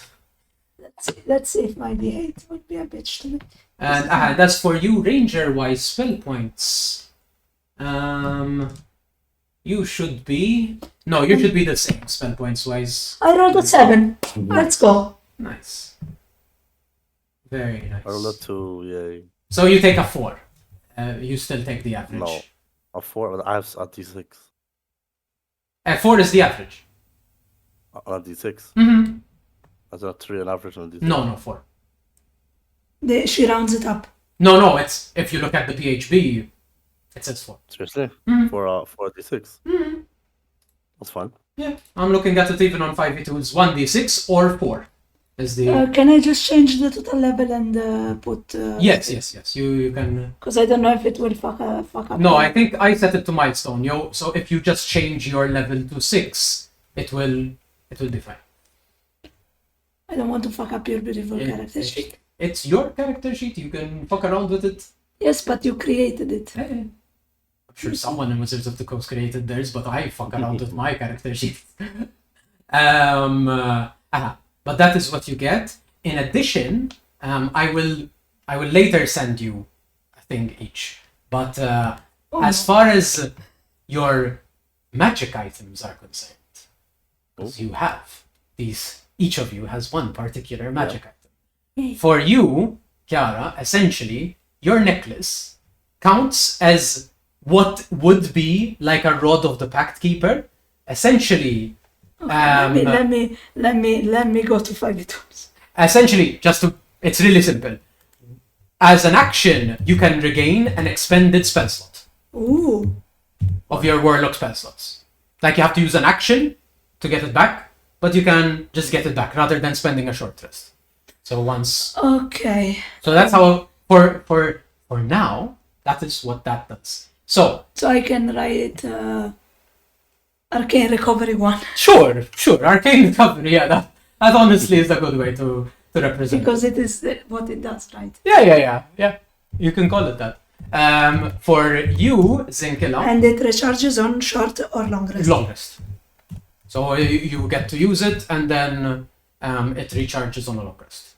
And for you, Zenkila, basically the dagger that you were given by Haik, you kind of got the vibe of like one of its features, and that seems to be an innate feature where essentially once per long rest, when you deal damage with it, you practically heal twice the damage. Ooh. So it's like either a d4 times 2 plus your dex, or 2d4 plus dex.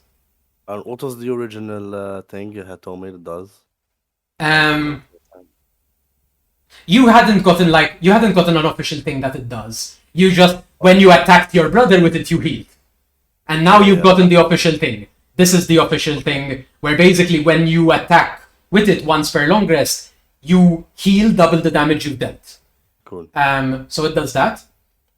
Its particular feature that you have with it is that once per long rest, when you essentially kind of stab a corpse with it, you practically cast the animate dead spell Ooh, as an action. really?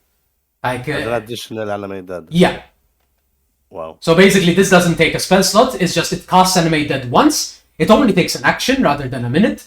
And sadly, it doesn't scale up of your undead rolls, so you can't make 2 with it. It's like you stab a corpse and it that's fine, fuels it with the energy to like animate it. But that's And this is instead of the healing. no, it's on top of additional. it. It is on top Wow. of it. Amazing. Yes. And that is what that does. The earrings now, you've tailored them as earrings, Cylin. Basically, they act as like what they would be are bracers of archery. So they give you a +2 on your. Let me confirm if it's only damage or also attack. Because I believe the bracers of archery +2 bonus to damage rolls. So not on your attack, but on your damage rolls. Yes, on ranged weapons. Okay. Ish. I will then give you like a thing for your magic items. But basically, that is for now what they do. You feel as if like as you wake, you feel sort of the reward as you feel even Malik's voice kind of comes through. Excellent work. Now, on to your next mission. And as he says that, you feel like this wash of energy above you, as almost like memories of your skills, more like the innateness of your bodies relearn things that they had forgotten, and you reacquire skills that once you might have had in mortal days. And also, it seems like in that same breath, the things you carry unlock a facet of their existence. And you know, now that you've done a long rest and have technically attuned with these items, you know they have more. But for now, this is what they have unlocked. No, it is just they advance. But yes, that is that. As Malik's voice. Liam. Yes, go for it. Well, finish this, and then I can. No. mention Because something. go for it. I was gonna ask if it is okay for me to multiclass into rogue. Ooh, go for it. Sorry. You are. Okay. If anyone wants to multi-class, go for it. I just for the sake of the stream as well, just to let everyone know, I am doing multi-classing a bit differently from your standard, just to make multi-classing a bit nicer and not as maybe disruptive. So essentially, when you multi-class, the ability score improvement, I am still considering as a total level thing. So even, for example, now that you, Cylin, are 5 levels and 1 level, once you get 2 more levels, you will still get your 8 level ASI, even though you're not 8 level in one single class. So that is a factor. So okay, if you're going rogue, then you get expertise, I believe, and you get a sneak attack. And yes, other than that, for you, I don't think anything particularly else is meaningful on the multi-classing side. In general, there's some stuff relating to spellcasters that I've added a bit of bonus to, where normally you might be gated from some spellcasting when it comes to multi-classing, but you're going into rogue, so that doesn't apply. Otherwise, the other thing I've done is if you have any kind of stacking feature, for example, if you multi-class and you got 2 extra attacks, you would get essentially either an extra attack, so you'd get like 3 attacks, or you'd get like a feat. In your case, I don't think anything stacks. I think between rogue and ranger. No. So I think on that side you're fine. Not as far as I know. Mm-hmm. If there's any skills that end up overlapping, you can always choose to either pick a different skill, or you can take expertise in the skill that overlaps. If like you might have something that's stacked. Lovely. Otherwise, the Zenkila and Ostra, are you going into your own classes? Just to make sure. I was thinking about doing that, yeah. Okay. Maybe in the future I might multi-class, but Yeah. I'm still not sure. Yeah. There's many levels at it. But lovely. So our characters have leveled as they have completed their task. and the reward has been provided. I am using this metric essentially, where basically leveling up is a reward from the gods of giving you access to more of what you have lost, as you were once great warriors in mortal kind, and you are just reacquainting yourselves. But yes, there is that. Additionally, as a point of order, because I didn't mention it earlier, you have gained a piety point. Right now, probably for most of you, it doesn't really do anything. I think all of you actually, it doesn't do anything. Once you get 3 piety, you can essentially choose a deity, and as a sort of like a boon. Secondary patron type. Yeah, kind of. And you will get the boons related to that deity. On. Ish. And for now, you have 1 piety as a reward, additional reward for like completing the task. So there is that. And yes. Are there any further queries in regards to leveling? No, remind me what you So- had said about the gold, the blood to gold Yes. ratio. So the blood to gold ratio. Was it 10 gold? No, it was more. 25 gold per point of damage. Okay. And essentially for your corpses, I believe I said 200. 200, yeah. Yeah. So if you wanted to create a pile of bones, essentially. Pile of bones. It's a pile of bones. But yeah. Yes. Alright.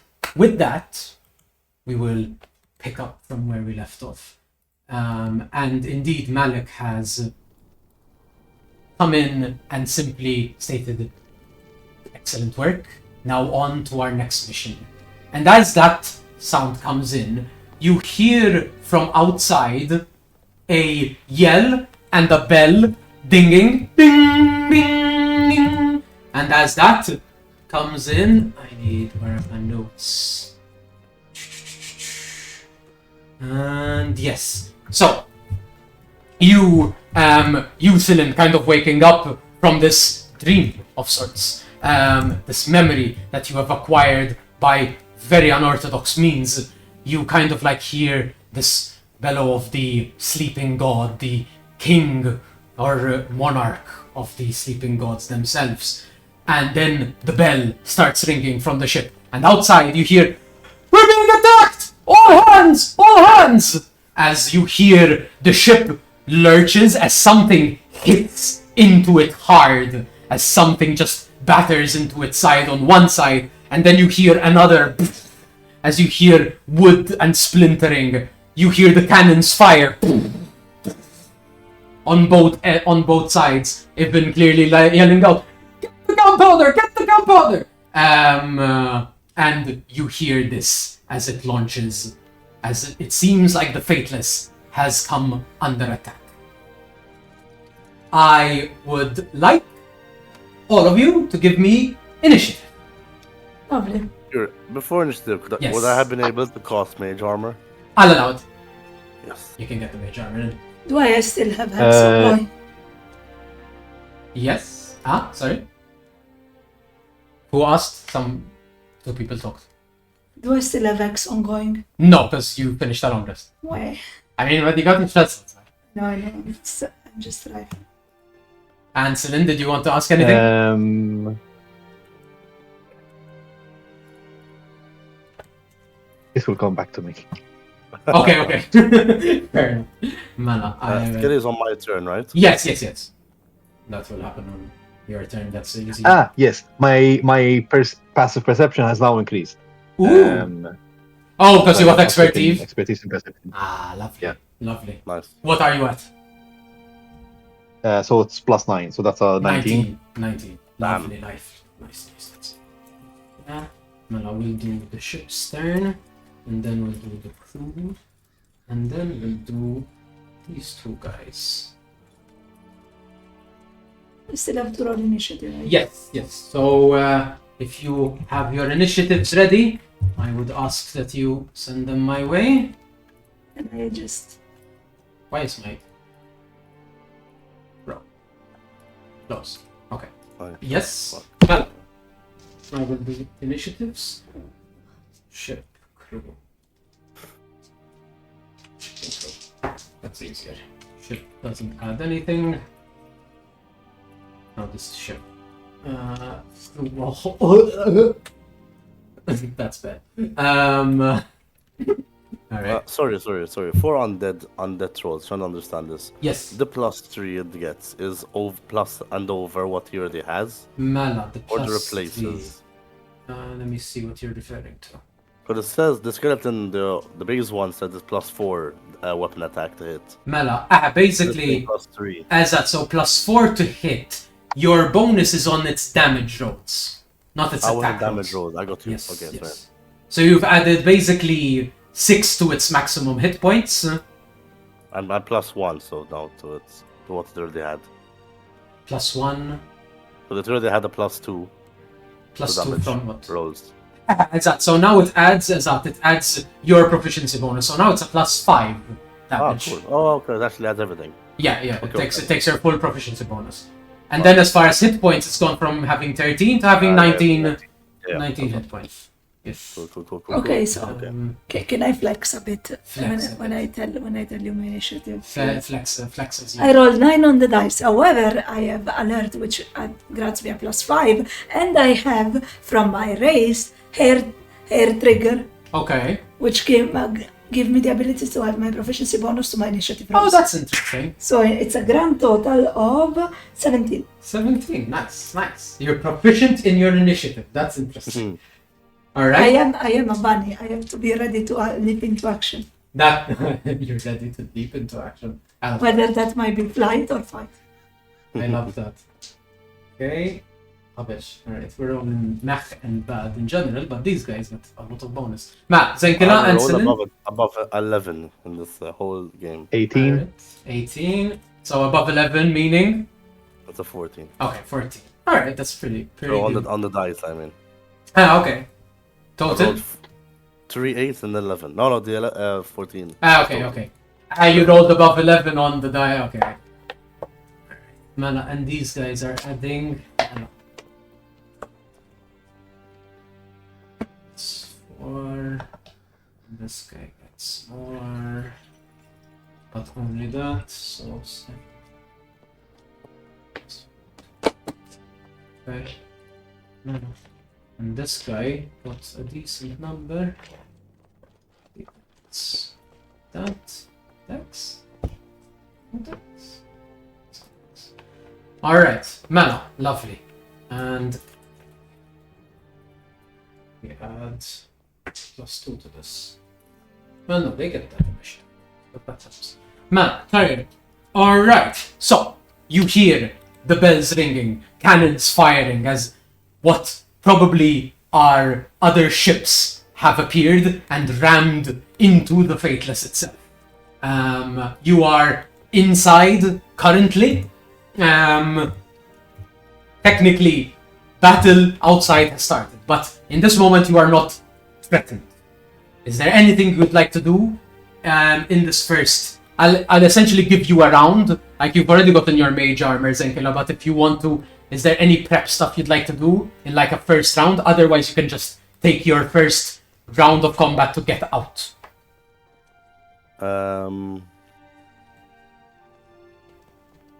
I will just see quickly. You're all pretty close to each other initiative-wise. How far are we to get out? Essentially, I'd say it's like.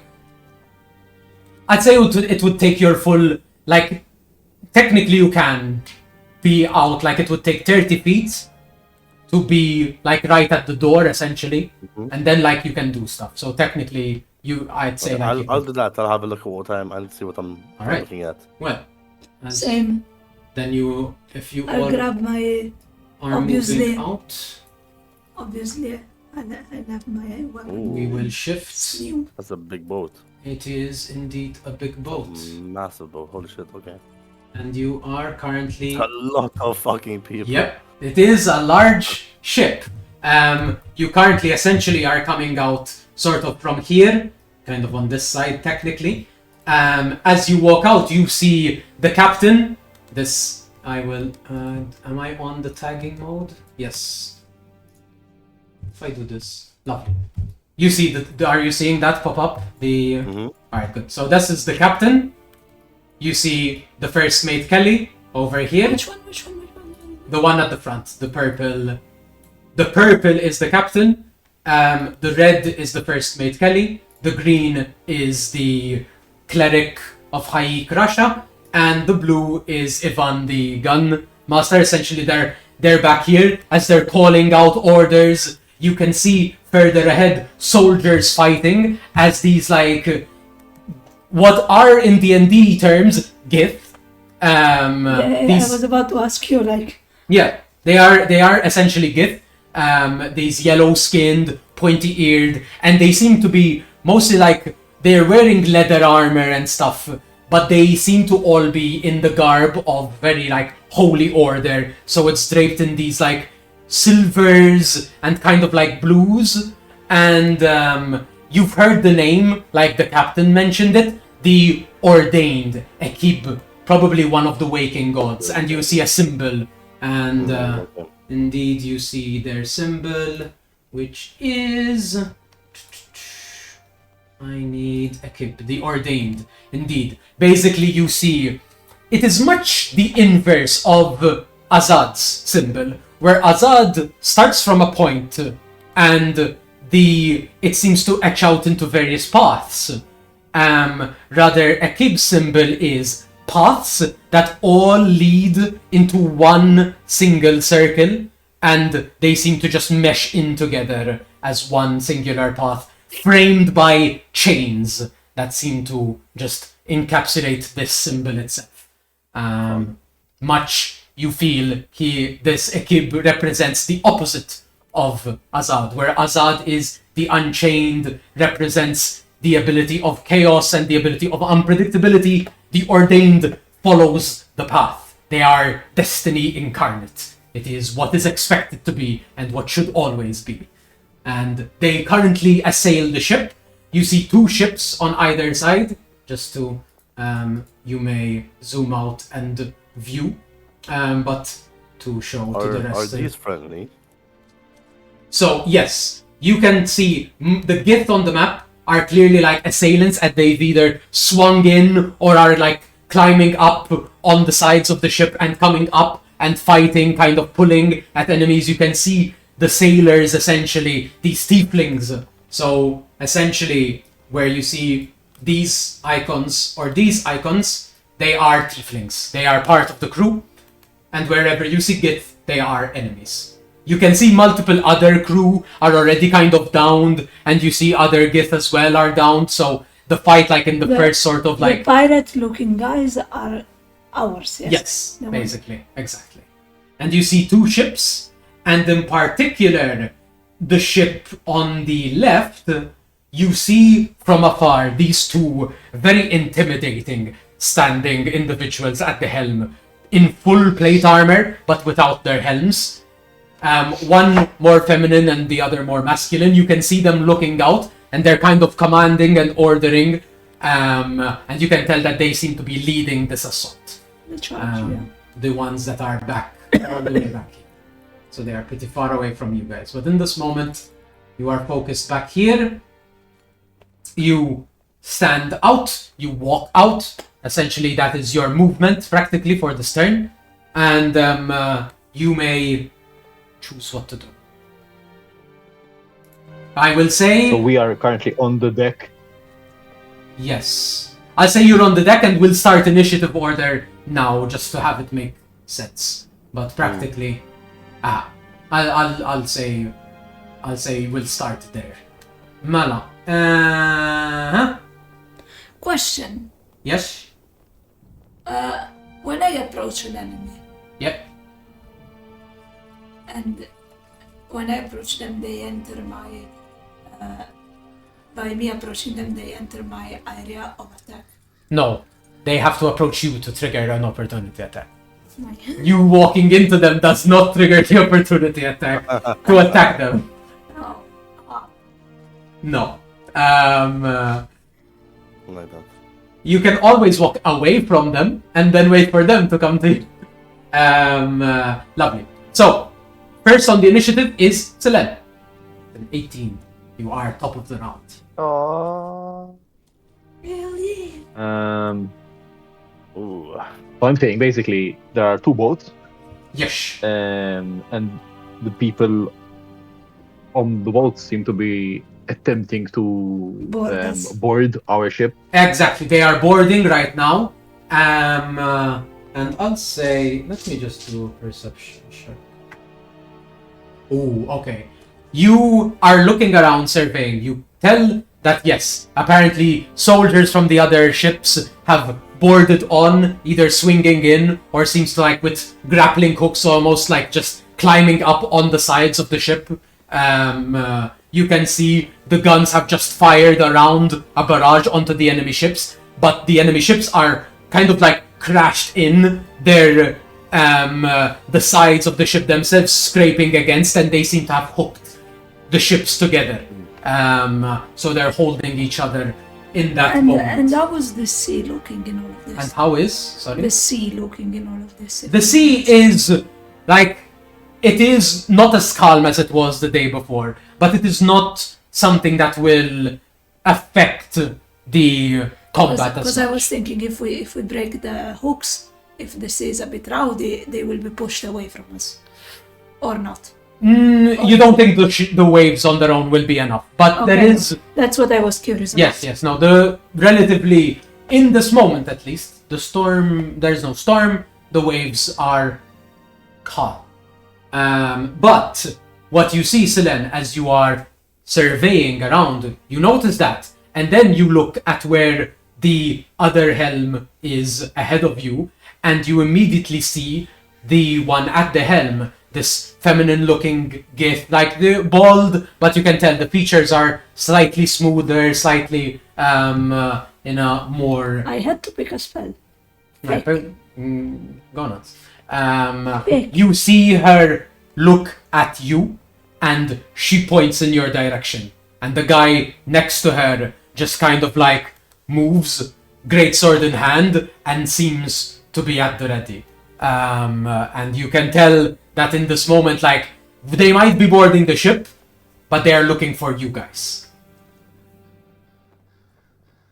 Cool. Yes. Of yours. I yell out to my companions like, high alert, don't hold back. I will attempt to shoot. So on the right, so the right ship. Mm-hmm. Yeah. This guy, is he? Oh, wait, Didn't guess. pop up. Uh-huh. Is this guy like actively maintaining like course on their ship?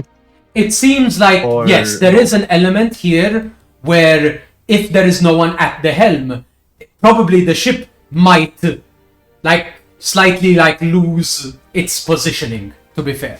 So there is an element where like, yes, Cool. eliminating people who are taking care of their ship might be more fruitful. Lovely. So I will walk to the upper deck, Mm-hmm. and so that is. Can I move? I don't think I can move mine. Oh, that's weird. I thought everyone had access to their thingies. Let me get that. I can't either. That's weird. If it's a new page, it doesn't let you. I will give everyone their respective control. I think I should have done yours, Nate, so far. And Adam. Okay. You should have access. Yep. So, technically you are Is doing confirming, would this be 30 feet? 5, 10, 15, 20, 25, 30. Yeah. Basically what I've done, 15, Cool. 15. yeah. Oh yeah, allowed. You can jump. I like that, 15. would. If it would be faster, I would like kind of scramble like from. Yeah. With not much issue, you can like hop over the railing of the stairs in order to save yourself some time, and then like climb up, and you get into that position. You got it. Cool. And, yeah. So yeah, I will fire 2 shots at this guy. Go for it. I will pop up their stats. I will. Actually, That is 9. one of these guys.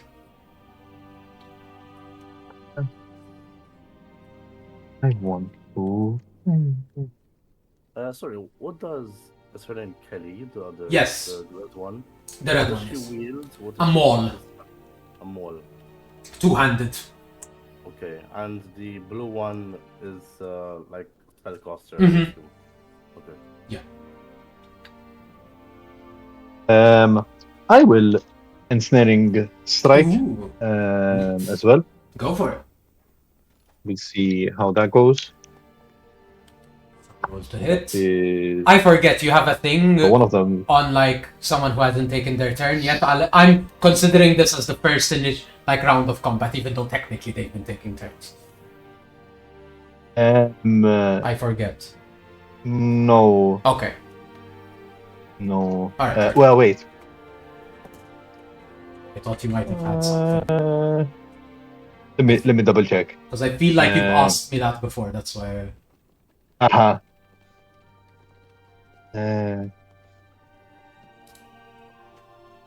That is not that. There. No, I don't think so. Alright,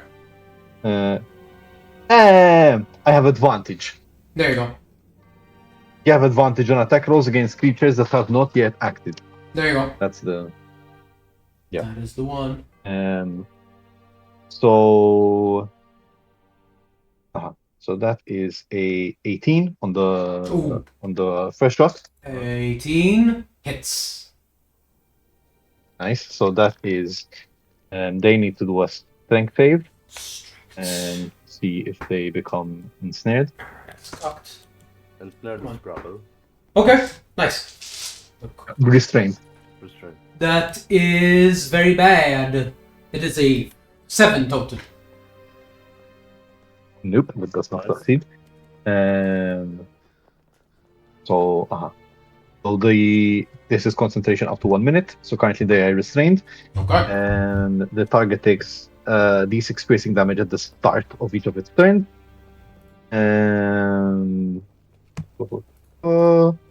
You an action to attempt to free itself, Okay. and I will roll damage for the first hit. And that also deals extra damage, you're saying? Yeah. Actually, my roll would have been higher because they're humanoid, right? They count as humanoid, yes. So yeah, that's been another +2. And you add now +2 to your damage roll from your new earrings. And this counts as sneak because I had advantage. Yes, Yeah, That's true. Nice. that's true. Try Now them. you are sneak attacking. Now you Yes. do mega damage. Like, this guy is at the helm. He's kind of like barking out orders, making sure everyone's holding the sails together. You can see he's ordering some people to like pull up the planks and get the hooks in. And as he's like holding the helm in place, making sure that it doesn't swivel away, he kind of like gets the arrow, hits him like unexpectedly, and immediately turns as it explodes into these ensnaring vines around him, entangling him completely, holding him to the helm. fam. So that is So it's a surprise hug. not great roll. Surprise, mm-hmm. That is 12 points total. Alright. 12 points of damage. Wait. That's whatever you need to add. So no, sorry. So the +2 is to damage, yes. not to the attack. So this is 14 points of damage. Okay. No. 14 damage. I will have benefits from sneak attack again. Yeah. From this hit, how does he look? Hurt, but still not bloodied. They have the two. Cool. He is ensnared at the moment. Yes. Uh, Technically, so he is restrained, so yeah, right? I will. Yes, Attack rolls against the and with restrained. Yeah. So any attack has advantage on him right now. Okay. And he has disadvantage on dex saves. So I'll shoot at him again. Go for it. You have that is- advantage. I'm thinking, should I attack the guy next to him or attack him? Because I'll have advantage anyways on either of them. That's true. I'll go for it. Actually, how far away is the other person at the boat? On the boat. I'll say the other, as far as range is concerned, they are 140, but I'd say they have That 3/4 is stuff. fine. And you are. That is also fine. Yep. Sharpshooter. Yeah, I say you can find a little. Yeah, go for it. Lovely. So yeah, I'll shoot them. Also with I'll advantage. say. Yeah. I'll allow this. Lovely. Sharpshooter. And that is 19 to hit. A 19. Nice. So, I will have to inform you Damage. though that basically you find this little spot as the sails are waving and wishing against the wind. These like guards and soldiers are like pulling on the ropes. And you shoot. The arrow manages to go through all the ropes and the different parts of the ship, and she just raises her shield, and it just leaves a dent, and just kind of looks. And you hear in your mind just a "you," and Oh no. yeah, Oh no, I'll glare back. you make it back. And that is my turn. Lovely. it's never good. You'll glare back and be like, me. Ostra, it is your turn. Okay, so Yes. I'm evaluating. Let's see how much movement do I have possess. So. Kaz, just before, a reminder of the skeleton icon, please. Yes, I shall find you a skeleton. And you're gonna need another one. Mana. Let me find the stuff that I was using before, or have I closed that tab already? I'll have to use... I don't have like skeletons in my... You can check on the free assets on. Yeah, no, I know. I just don't like using the free asset swords because they don't have Okay. rings. And I was trying to check if I had anything on okay. hand, but I'll use those because... No. Creatures and monsters... If you find one of a zombie, you should get it ready. No, there's a skeleton here. I can... Okay. Are you plan to use them as ranged? Oh, as melee? No. Yes. Yes, then I'll find you. I'm two. gonna summon a zombie soon, so just to let you know this. A zombie specifically, I can get you a zombie. Yeah. Okay. Oh, Sorry. bro. Why did I manage to put in the tokens but not... so because I'm not. Nice. Zombie... Zombie. There you go. Thank you. Matt, So, where does... So you're planning to Okay. head... So if you want to, you can stay here. And you'd be within melee range of them. Yes, but I wanted to try because I took as a spell Shatter. And since I believe Shatter is a ranged attack, no?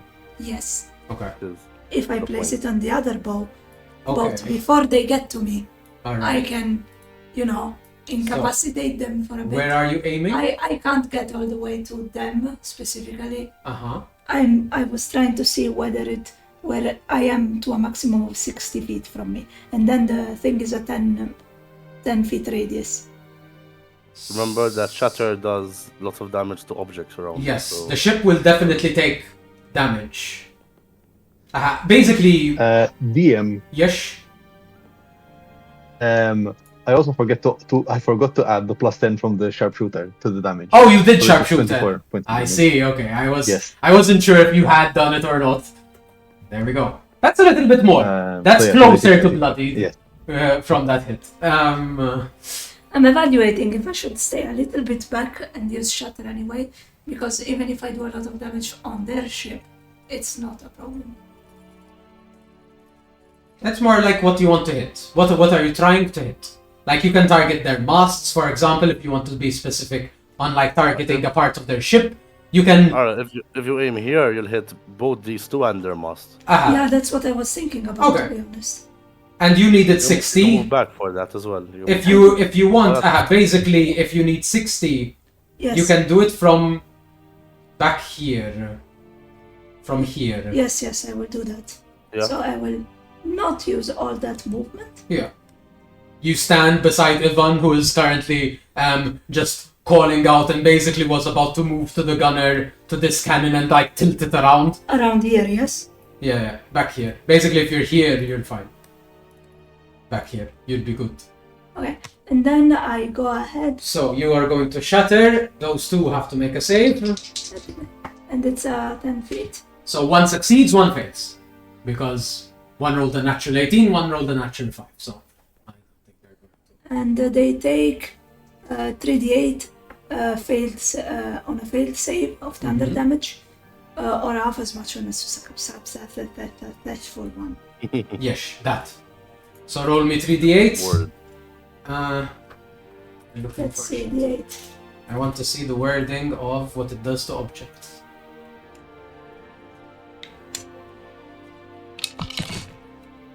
And yeah, fake. Ah, okay, I see. The ship would technically have disadvantage on saving. So sure.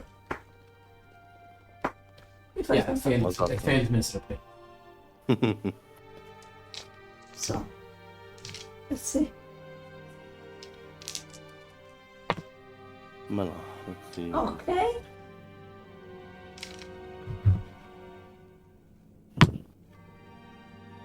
Uh, 12 for whoever failed and 6 for whoever succeeded. 12 for whoever failed. No, no. Thunder damage. Thunder damage, okay. No. So these guys didn't look right.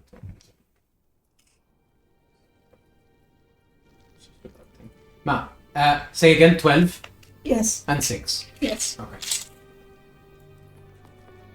12 and 6. Alright, we'll say this one is the one who got hurt more. I'm trying to fuck around a bit with things. Can I do that?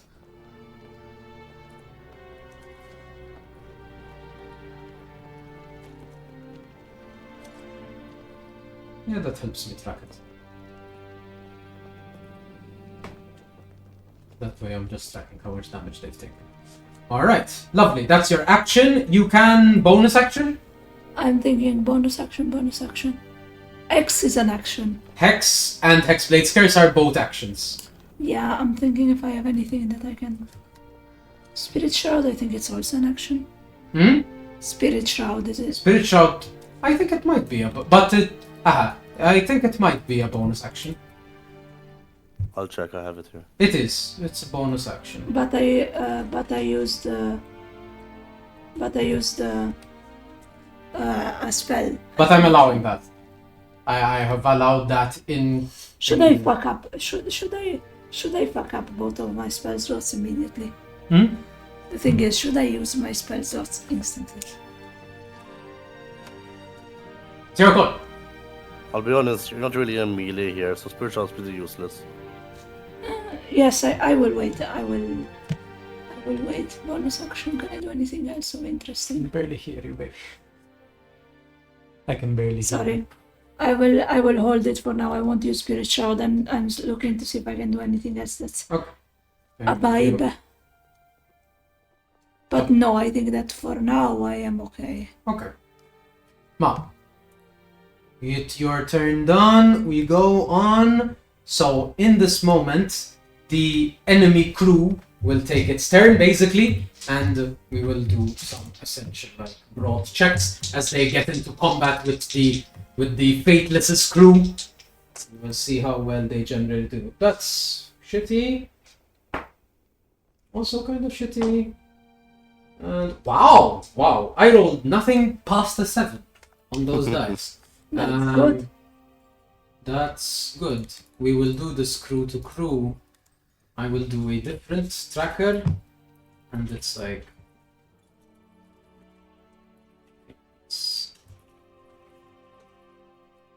and they will have essentially 200 hit points each, and with those they will only deal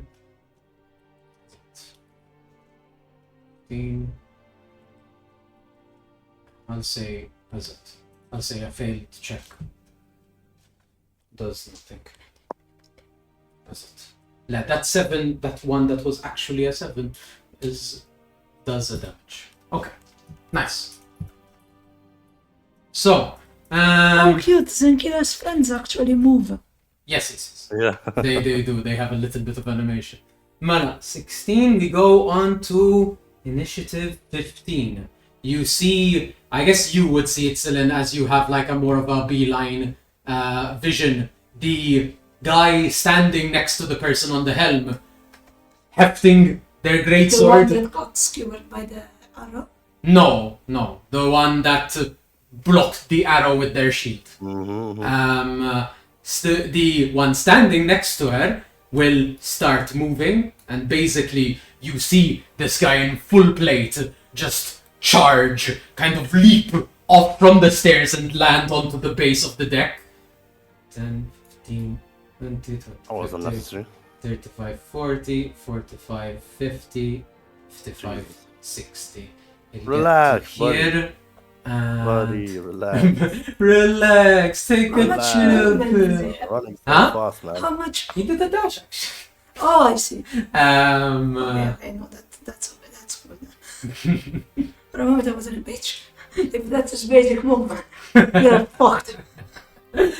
that would be nice, wouldn't it? Alright. That would be B levels of bullshit.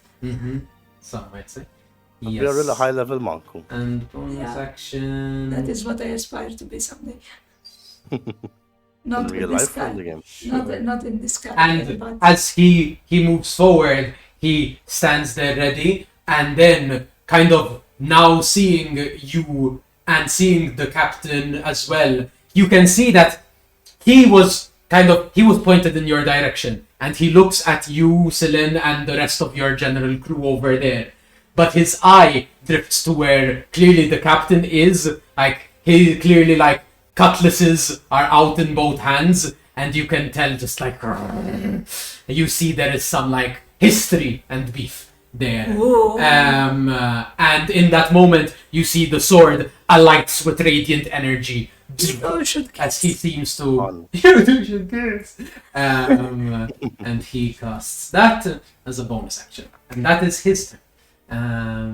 That is done with the initiative going to a 14. Zenkila. Alrighty, so To track those feathers. 5. Could I get my skeleton over here? I believe you can, yeah. That is 30 feet of movement, you can get there. Oh, There is no stairs. I come with the skeleton though. Oh, right, I'll give you one for it. And, Do we have the sound effect for the bones? clink, clank, clink. And I'll have him just do an attack. Go for it. Ooh, Yes. This guy you know what? will get your stabs. Okay. I'm gonna actually send my snake off with him as well. Okay, Help action Sure. instantly. sure, yeah. I'll allow it. The snake wraps around the ribs inside the skeleton and kind of like just sort of helping the arm as well as it like wraps there and kind of helps with like the motion. Just to Oh, make so sure. That, cute. my friend, is a natural 20. Oh, there we go. Let's go! Whoa. Natural 20 on a 1d6. Hey, So- hey. It's still a nat 20. Oh, I got a 6. There you go. So, 12 plus 5. Lovely. 17. 17 damage on this guy.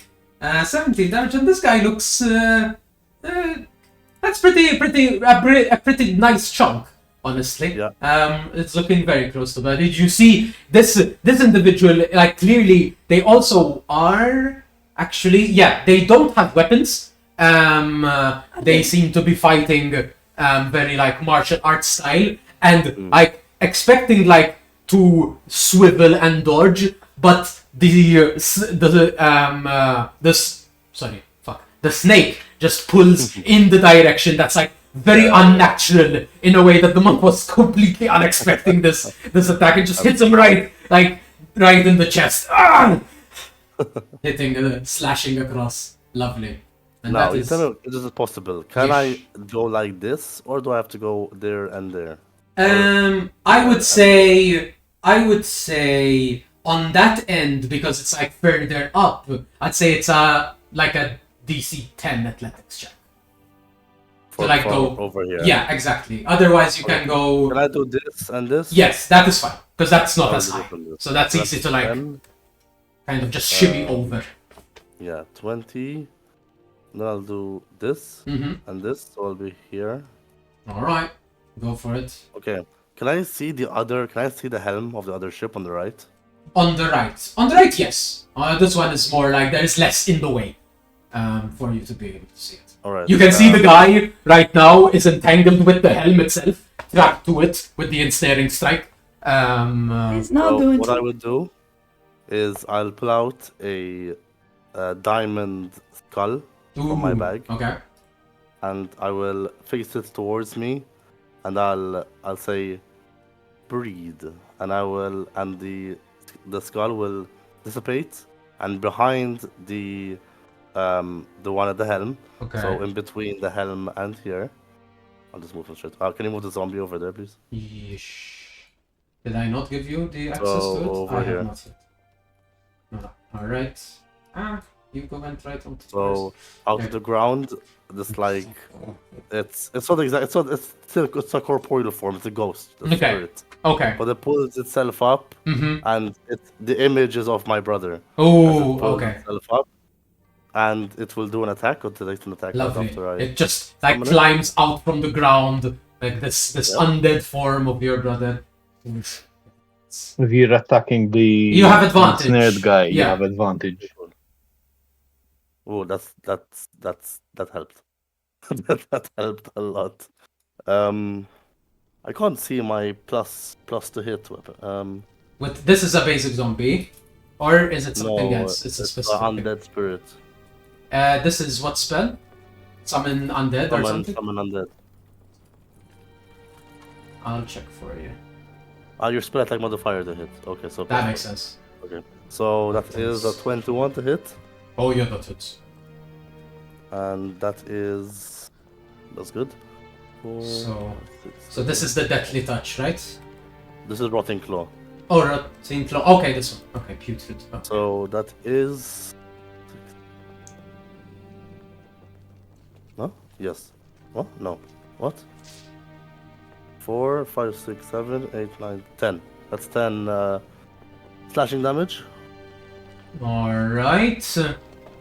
That's looking even worse. Not looking good. Mellow. And that's my turn. Alright. So for now, it doesn't do anything else, right? No. Vibes. Mala. Lovely. That is your turn. We move on to initiatives. So who do we have? 13. So it is your guys, like the Faithless's turn of the crew. And they will also do their 4 strikes. Oh, nice. That's a lot better.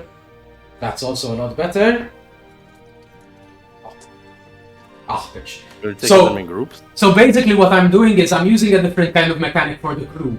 Where the crew has like 200 morale, and for a check that's below, basically a 10 deals 5 damage, a 15 deals 10, and a 20 and above deals 15, and they have 200 hit points each.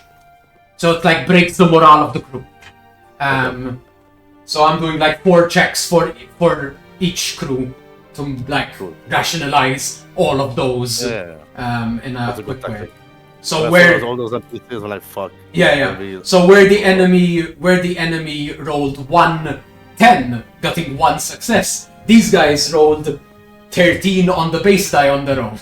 So they are Mela, that is a 15 and They be 15. working well. So that is Azad. So 10 and 10, so 20, and those were 18s. So they deal 15, 40, and 15 again. So you can see clearly, like I'll actually mark that down as 1, 2, Nice. and basically they only took 5. Yeah, for now none of them died. So yeah, basically they killed two of the troops. You see multiple of them get wounded. On the other sides, even some on the opposing ships are getting shot at as well. Absolutely. And they are getting into like full engagement right now. Even one of the one of the groups that actually took out one of the enemies next to them, they managed to load up a cannon and it's getting ready to fire in the next turn. So that is that. And then it is the helmswoman's turn. Mela. Which one? The one who deflected the arrow with the sheep. Okay. So their turn. Can they do anything snazzy bodazzy in this moment? They can...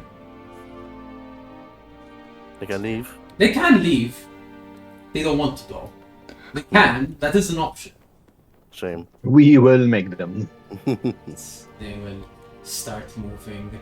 So basically you see one of the crew is pulled up and like basically told to take over as she moves 5, 10, 15, 20. I should go 5, 10, 15, 20, 25, 30. Should get there. And how far away are we now? 85, 90. 9. Yeah. For now, I think that is perfectly fine. No, she'll take a dash action and then do... Okay, 5, 10, 15, 20, 25. She takes this point to go 30. And she will cast a spell on herself. It's a bonus action. I must track those spell points. Sure. Alright, that is their turn. Who is next after initiative 12? Initiative 9. The companion crew. So, Ivan moves forward. He'll move like to this side basically, gets onto the cannon, he will cast, essentially he'll cast haste on himself. And that's his action, and then his haste's action, he starts loading up the cannon basically, practically acting as a one-man cannon hand as he tilts the cannon around to aim at the ship itself. And he will do that. Basically Kelly will go into a rage. As you see, she bites down onto her hand, blood kind of pooling in her teeth and where her hand is. She grips onto the maul, sliding the blood along as it starts to even burn with fire around the maul itself, and she starts charging in, moving into the fray of battle. She will get basically 5, 10, 15, 20, 25, 30, 35, 40, and she'll get here. She'll get here. Mela. Basically, I'd say Rasha will move here, will cast Sanctuary on herself, and basically does a mass healing word, healing the crew of its damage that it took, basically restoring the morale of the crew. And any damage they've taken will retroactively go over and increase their morale. Because yeah, mass healing word is typically, I believe, a 1d4 plus the Dana. So, Azad 7. Yeah, it goes beyond by 2. Right, that is that, and then the captain. The captain will kind of look. He'll turn around to you guys. I've dealt with these guys before. We just have to scare them long enough for them to head off. He kind of goes up to the mast. You see he pulls out one of the cutlasses. He dashes and cuts a rope, flying up along the mast, and he basically swings and goes onto the enemy ship as he starts twirling dervish mode, as he clearly is like a swashbuckling rogue, and lands down there and starts attacking basically. I'll give him an attack on the morale of the enemy crew. And that is not so great. Well, he has advantage. Yeah, that does 5 points. There we go. And he lands there, he will start essentially whacking away at the morale of the enemy crew. Wow. Mala. And then we go back to the top of the initiative. Selen, it is your turn.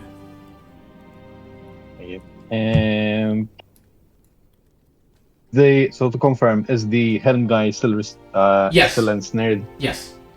Yeah, So I will. in their turn, Did they take their turn? because technically their turn they did it like fighting the enemy crew, because that's what I'm doing. Okay, But I'll so- say since you're engaging with these ones in particular, I will move them into the initiative Donna. So I would say that skeleton wasn't there before, so that was after their turn. But this guy could have done what? An action to free himself. So let me confirm. I can always check. The summon dead was after. But I'll allow that to happen, most likely. No. So while restrained by the spell, the target takes 1d6 piercing damage at the start of each of its turns. So deal that damage. Creature restrained by the vines, or one that can touch the creature, can use its action to make a strength check against your spell save DC. On a success, the target is freed. Okay, yeah. So So someone basically, needs to use an action to free them. Azad. So they would have technically done their thing. They failed. They wasted their action in that moment. What I'll say, so deal the d6 damage, because it would have then taken damage at the start of its turn, because it's getting close. And I'll say, since they are the helmsmen and no one can take their place right now, I'm going to make a check for the ship. Okay, the ship stays 6. stable. 6 points of damage. Oh. Yep. It's very nice. The guy is looking really bad. Nice. And it's still in state. He's gonna look a lot worse Probably. in a moment. Probably. I hope. Hopefully. So yeah, I will fire another arrow at him. Go nuts. That is with advantage. Sharpshooter. And pretty high. That's 23 to hit. Yeah, that hits. So that is. So we have 8 and 6. 8. 6. So that is 13, and then wait. Then 26 points of damage. 26.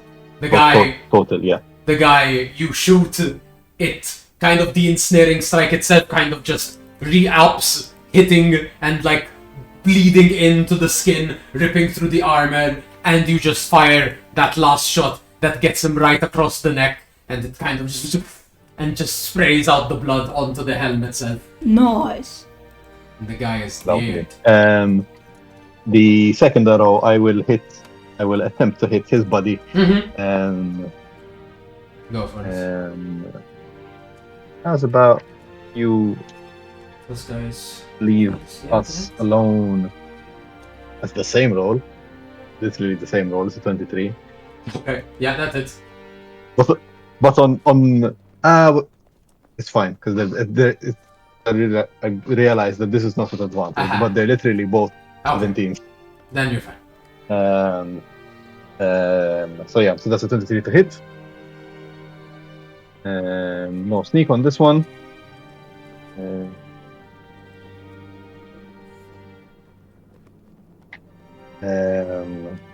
So that is 21. 21 points of damage. Nice. Immediately they are blooded. And nice. And that is my turn. Right. One. Lovely. Austin, your turn. So, okay, this is looking better than I thought it would. Okay, now that I try to do my snazzy shit with with spells, I'm going to go into melee. Let's see. if I am here, Mm-hmm. am I in melee with my glaive? Or is it too... It's there. Your 10 feet is your range. Yes, yes. 2 squares, basically. You essentially cover, like, from you, it would be like a 5 by 5, technically? Like a 5 by 5 square centered on you is your range of attack. Uh-huh.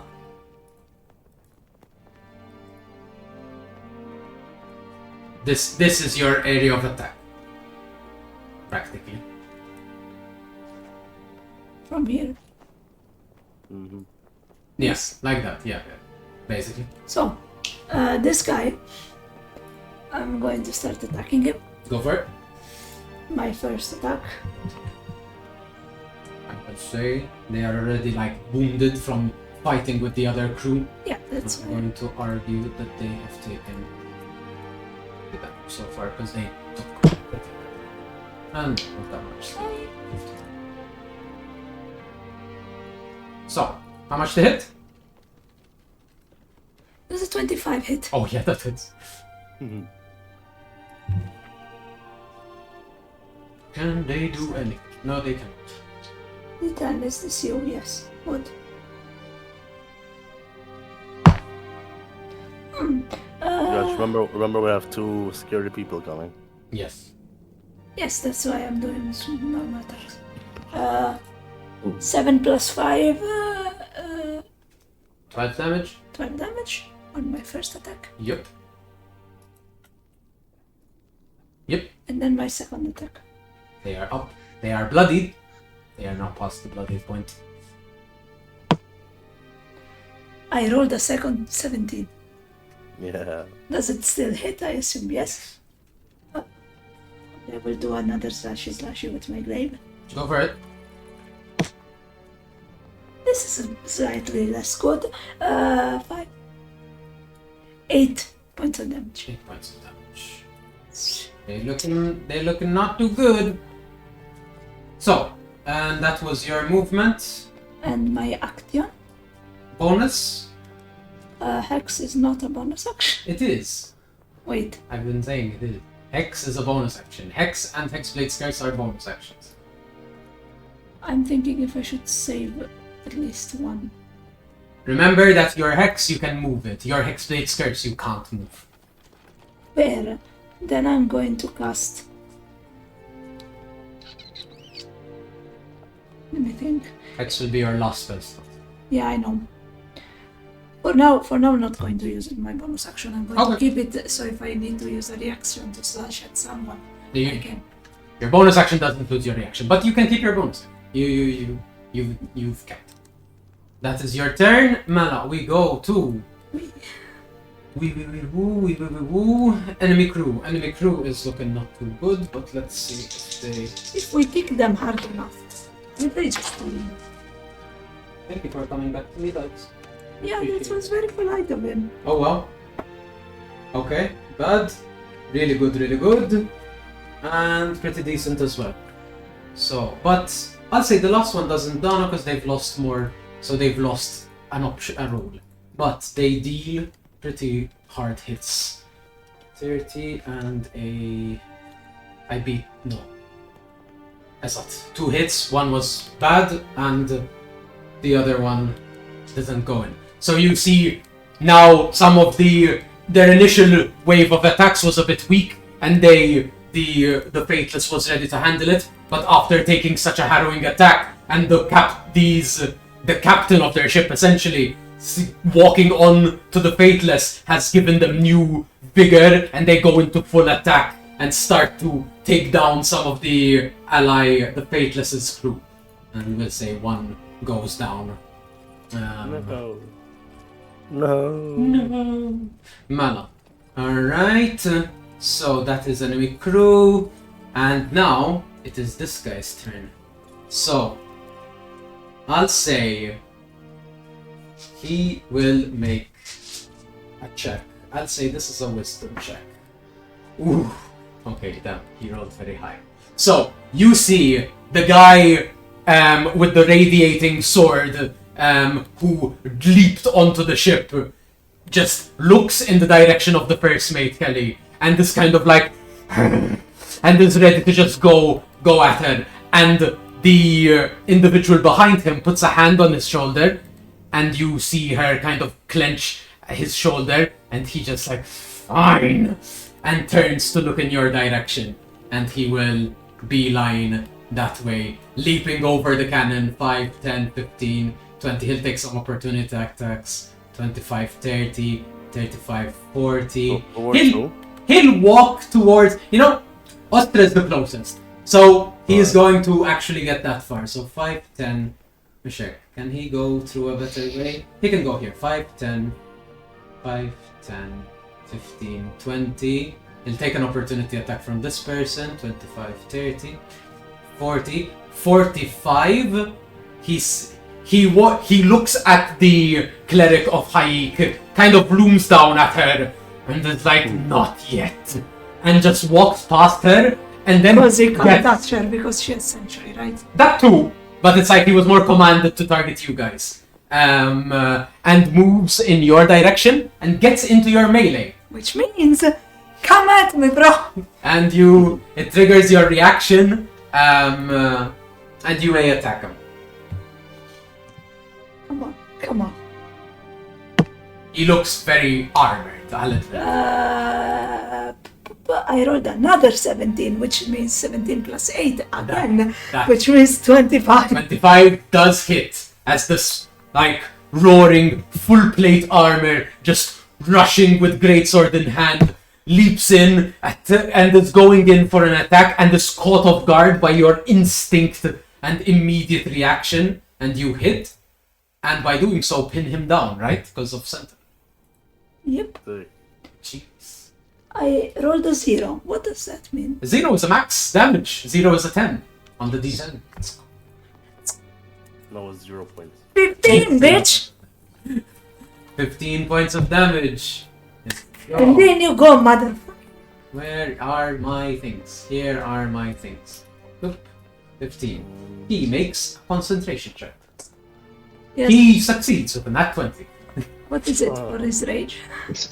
No, Or is the sword probably? probably, yeah. So, I says the most stupid thing. that is his turn. Your reaction hits. He uses action to dash. Anyway, bonus action. Yeah, he won't. He doesn't need it yet. Right. Actually, can he do anything with this? So, he'll basically kind of like yell out, the will of the ordained will be done this day, and yells out, lifting his greatsword up into the air. You see the radiance of the energy around it seems to come up to a point, and essentially it kind of washes over a wave of energy, and it seems to just like imbue people with like a boost. It's not a spell, it seems to have been like a channel divinity kind of thing. And that's it. We go next to Initiative 15, Initiative 14, Zenkilla. So, Skeleton will just take out the Yes. one from the film Yes. with the head action of the. Go for it. Yes. Lesnik. That is a. These guys aren't that hard to That's a hit. 20 to hit. 20 hits. That is not a lot of damage.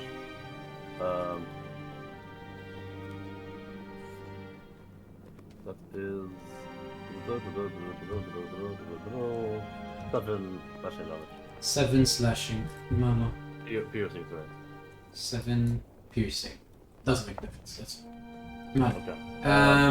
I'm going to say, as part of their swings of attacks, your skeleton will take 4 points of damage. Okay. In their, like, because I did already their turn, and since your skeleton has moved into the fray of the morale combat, they've essentially entered the crew's space, and they got really pretty high rolls on their hits. So, Okay. so 4 damage. In that case, I need the guy next to my zombie. Aha! So I the was about to Constitution ask. saving throw. Constitution. I will do that. They add... These guys don't add too much to their con. But that is a 15 total. Oh, he just saved them. Oh, okay. And does the spirit take damage? Can it be attacked? Yes, it can. I'll say it takes 2 points of damage. Good damage, okay. Don't waste on him. Not really. No. Yes, but it is still your turn.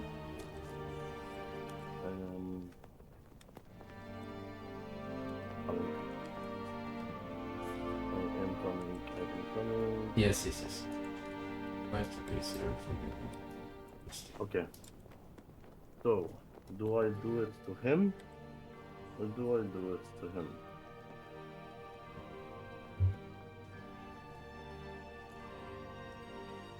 Okay. I will focus the guy over there with the big sword, yes. and I will cast Ray of Sickness Okay.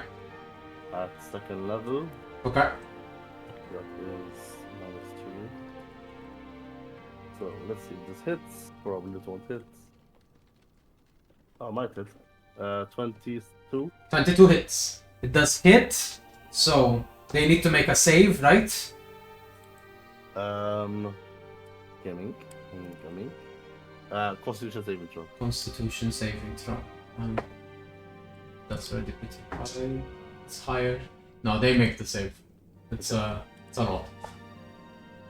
But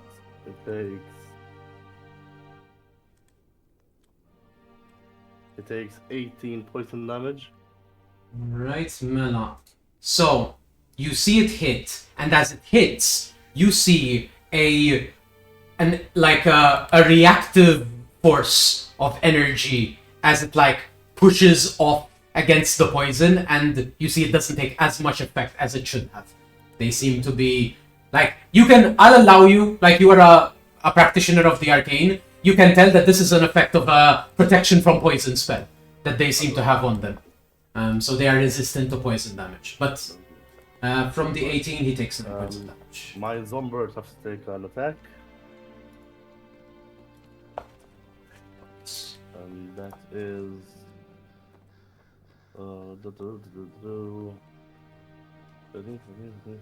Does a 16 hit? On this guy? Yes. Guy on the helm. Yes. Yep, okay.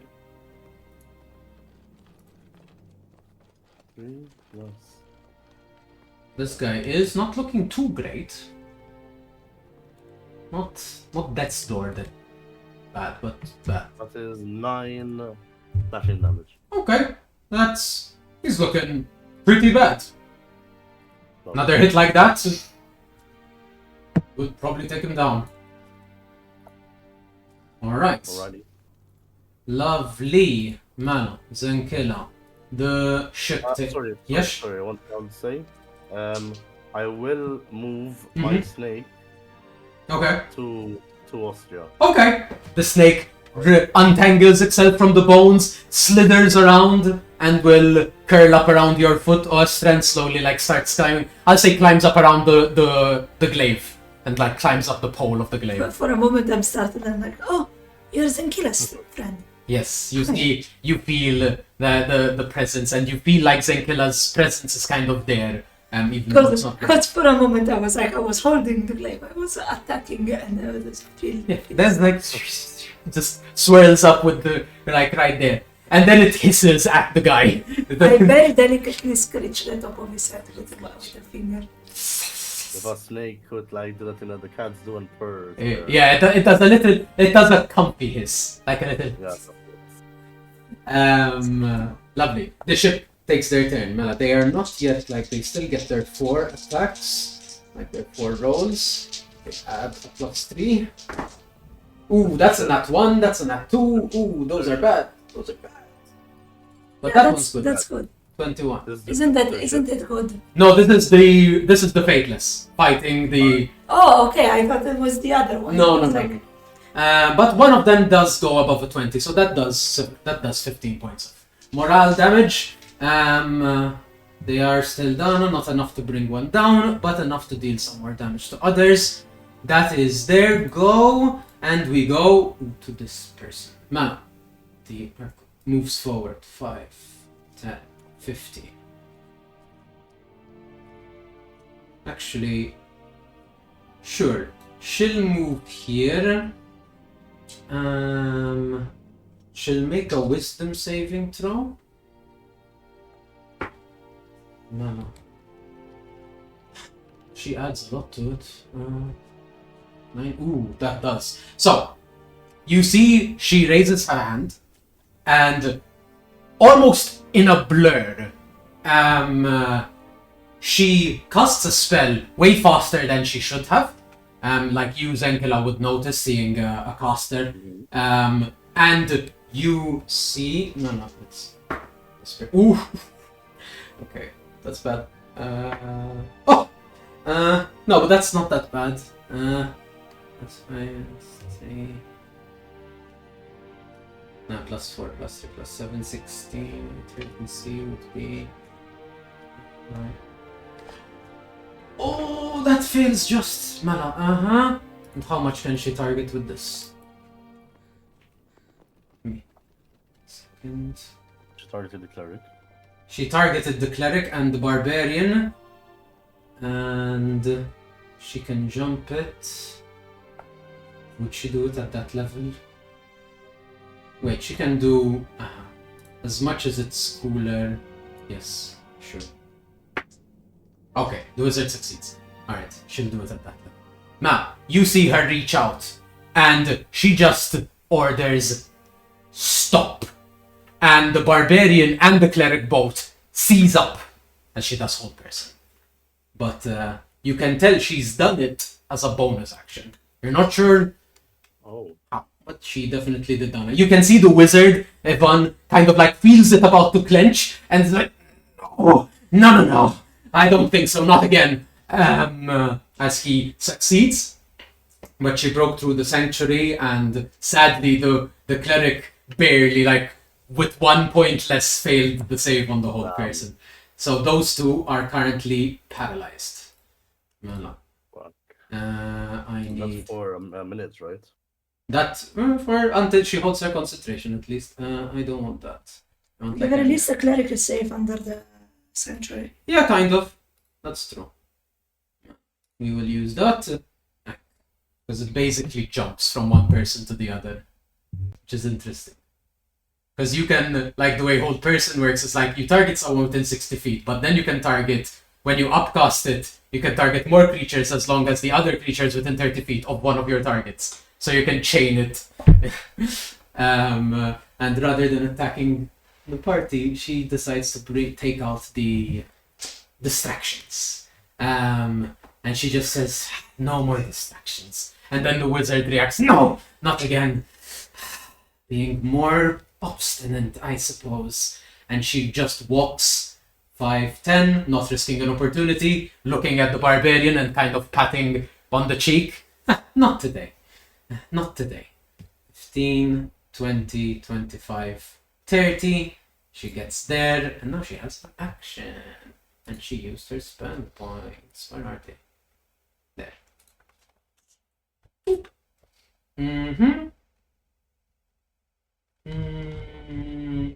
She will cast... I need Oster to give me a dex save. Shit. We'll Why? start small. I don't know why, but I don't trust you with that small. Oh, you can do this.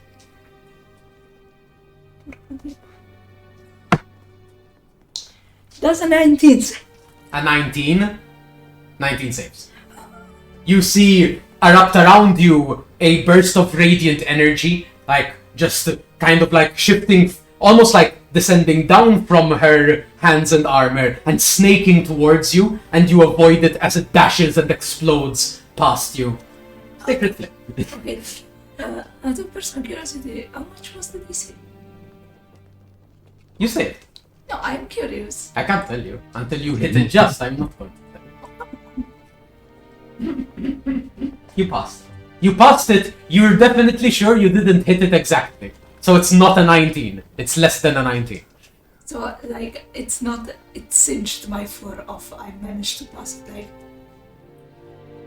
I mean, you passed. You passed. You didn't explode it. You passed.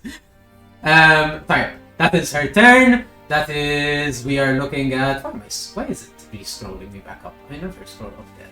Man, 12. I keep rolling 17s. Tonight is a 17 night. That's true. Mala. Barbarian save. Fails. Cleric save. Fails. The Ivan will use his hasted action to essentially fire a shot onto the enemy ship, and essentially that will count as a attack on the morale of the crew. Fuck them up! And we'll say because he is an expert, he gets advantage, and that passes the DC 15, so he deals 10 points of damage to the crew's morale, to the enemy crew morale. No, I need to switch these. Ivan is a spellcaster, right? He's a spellcaster, yes. He got haste on himself, but he needs to also be the gunner, the gun master of the ship. So he does that, and then with his main action, what can he do? He's already concentrating right now. Thank you. He can't afford to do that. He'll essentially... Is this touch? It's touch. Sure. He'll do a chromatic orb. He'll attack the paladin who's moving. Boom. That is a miss.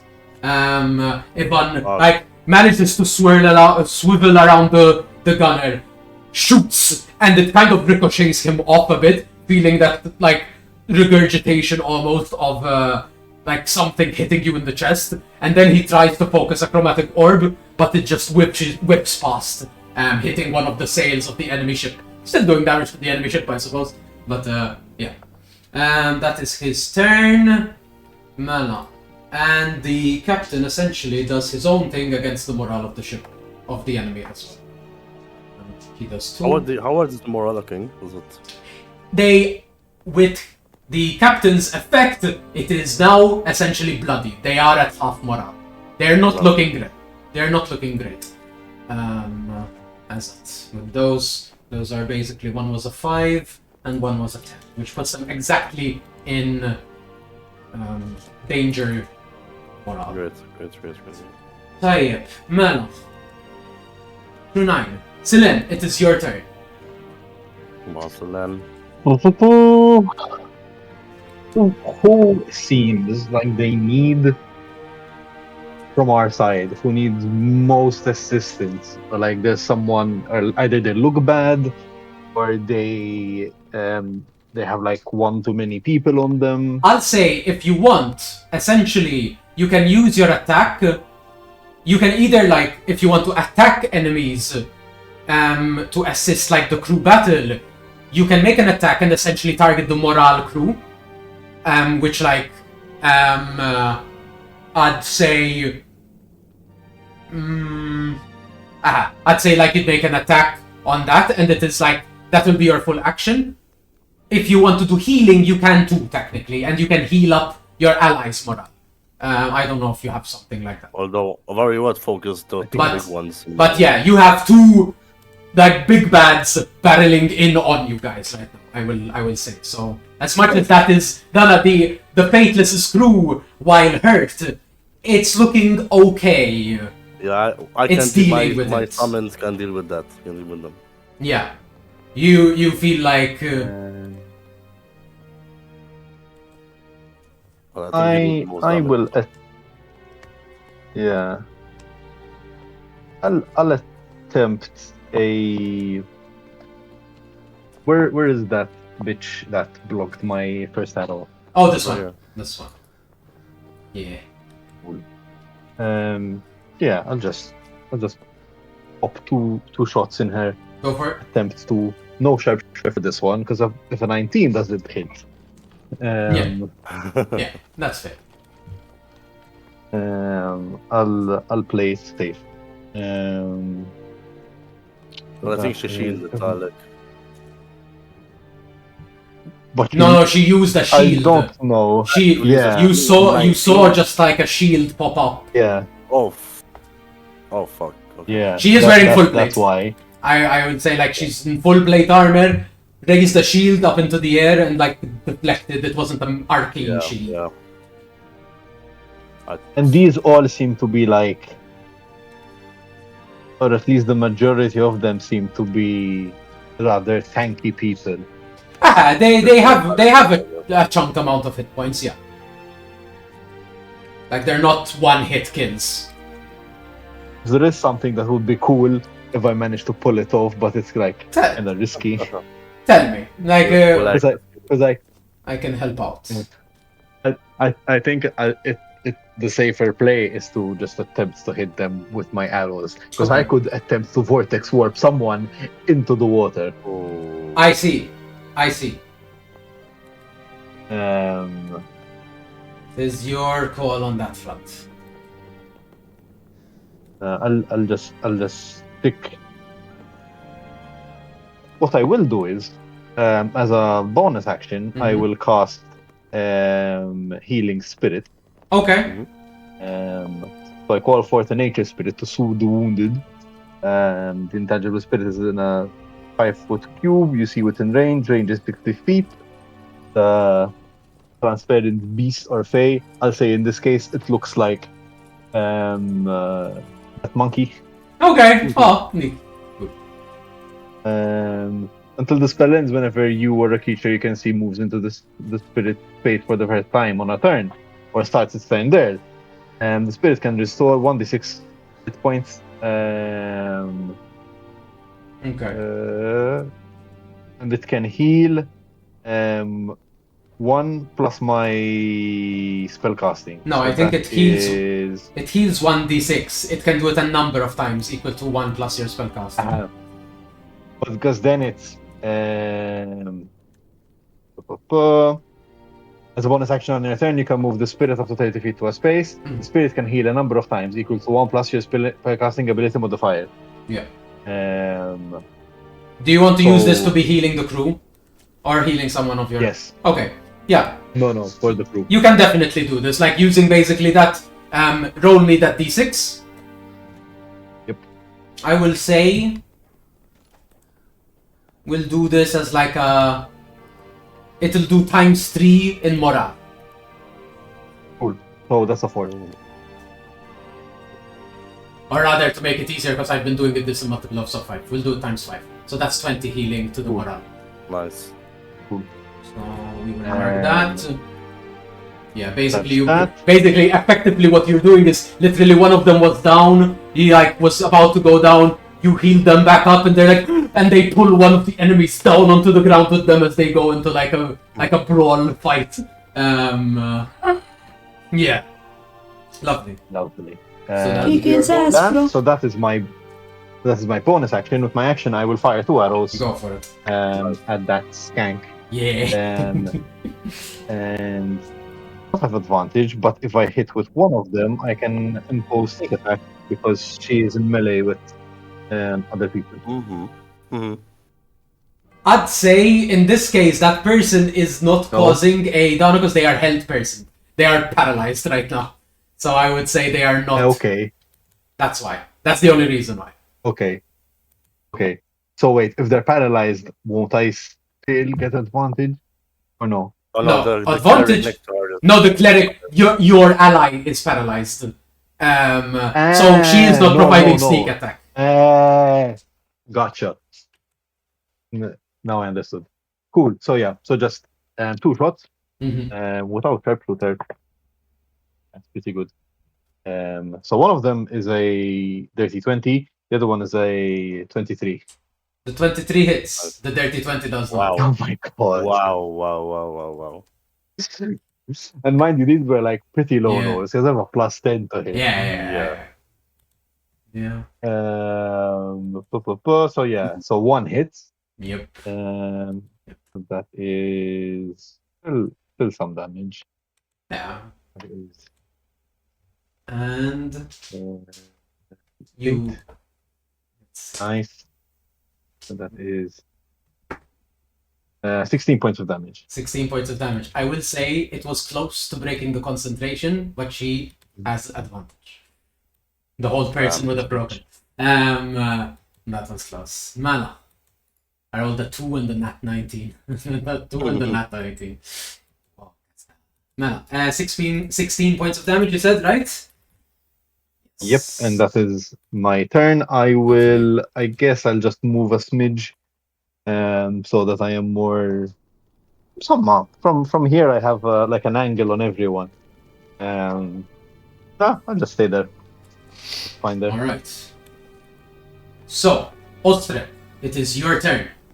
There is a big, like 2 full plate armored individuals kind of barreling down on you. You see these 2 crewmates of the captain, of Captain O'Donovan, hold personed as they are paralyzed in their previous position, kind of just like gritting their teeth as they're trying to resist. Fake. Yeah. Fake. So, let me see.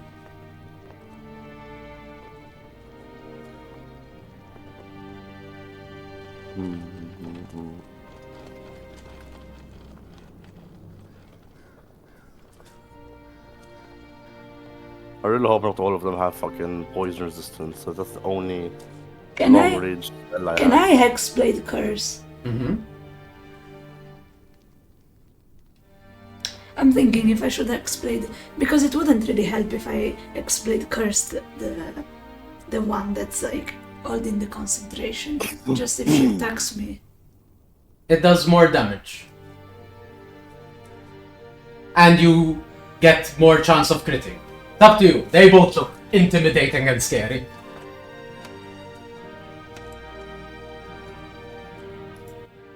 It is your call. And she's not in my melee yet. No, she isn't. He is.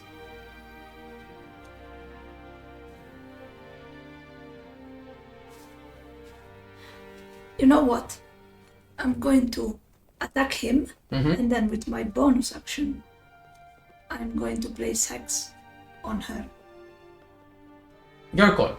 I'm thinking because if I place hex on her, she can fail concentration saving throws. No. Doesn't it help? It is a saving throw. Hex targets your ability checks. Fuck off. No, your hex is just going to do more damage. Both your hex and your hexblade curse will both do more damage. The difference is hexblade curse gives you a crit on a 19. I think I'm going to hold on to my hexblade curse until she does get it in my melee, because she looks like the type that needs a lot more. Your call. Your call. Like a dirty 20 didn't connect. Yeah. A 23 did connect, but a dirty 20 does not. Yeah. Yes, you know, it's not the easiest thing to I know. It's your call. You can easily move into her melee without triggering an opportunity attack.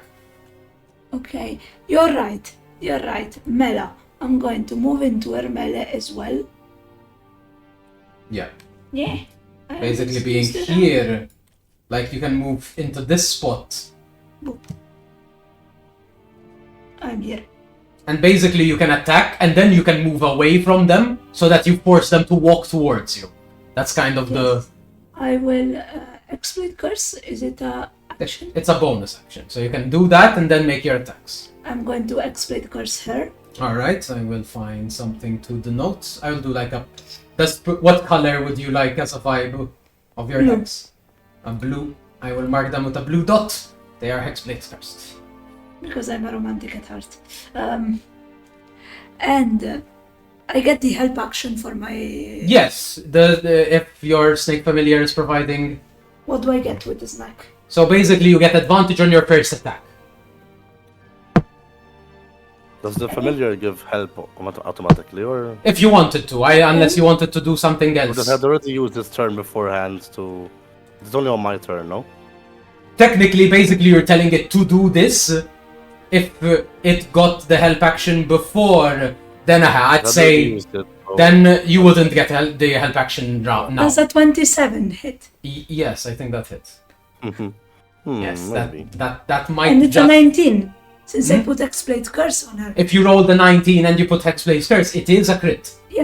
Which Nice. means So whatever you roll on the die, you double it or roll the die again. And I roll it again. Alright? Oh, Yeah, no, it was good that I rolled it again. 15 total damage. 15 total damage. And you're adding your proficiency bonus to the damage now as well. So 15, 16, 17, 18. 18 points of damage, and let's see. That's my first attack. If we break Mela, 18. Concentration check. That Warcaster is saving her. I rolled a 3 and an 18. And I do my second attack. Yes. On her. This time I don't have advantage. Didn't have. Wait, did you roll with advantage before? Yeah, you said that I have But advantage. we then confirmed that with the snake. What was your second roll on the The advantage? 19, So the 19, what was your first roll? 17. Okay, so take that 17. Wait, what's my crit though? Huh? But my crit though. No, your crit still took effect. No, because if it's... No, I'm going to consider those two rolls as your two attacks. Oh, okay, then I'm going to just take a step back. Yeah. So, no, but a 17 plus, Yes, 17 plus that hits. 5 plus 8. Yeah, And that the hits. 19 plus 8 as well. But Yes, the 19 yes. counts as a crit. Yes, the 19 counts as a crit, that's fine. The 17 plus hits, so you hit with both attacks. So I have to roll again for damage. Yes. But now not a crit, so it's a d10 plus 8, I think. No, plus 5. Because you're adding your Hexblade's Curse. True. Proficiency bonus. Which means plus 8, another 10 damage. 10 damage. Nice. And then I get back enough that they have to chase me. Okay, this time concentration check is a full-blown success. Okay, if I get here, So- they're no longer in my melee, which means that when we get 10 the feet. Yes, basically, if they're forced to walk towards you, it will trigger the reaction. boom boom. Oh, fuck. You are the Stunlock Polar Master. Mana. And to step back, I don't step back. I jump back, and I'm like, You land, you kind of like Then- hit this person, she raises her shield, and you kind of like manage to find that sweet spot just as she's raising the shield. You go for the strike, you shift, and you move your strike in another direction as you swipe at her feet, like just grazing at her ankles where like the armor actually clinks, and you get that hit. And then another strike, just kind of pushing against the shield, just bumping her back and just breaking the wind of her air, like in her lungs. and then I leap back, And you just. and I want to remind the chat at home that we don't condone animal maltreatment. In order not to get the Zankila snake nauseous, I took him off my glaive and Aw. I put him on my shoulder. Oh, nice. He just like. Okay, and she's just. You have upset the sanctity of the ordained. You are heretics. Sounds like a him problem. How to And that get divine smited Yeah. as fast as speed True. run by Austria. Totally. Any percent. So, we do the enemy's crew. So, I that need guy. a positive saving throw, please. Yes, he rolled a 11. That fails, yay. He is Oh, he's poisoned. poisoned. Lovely.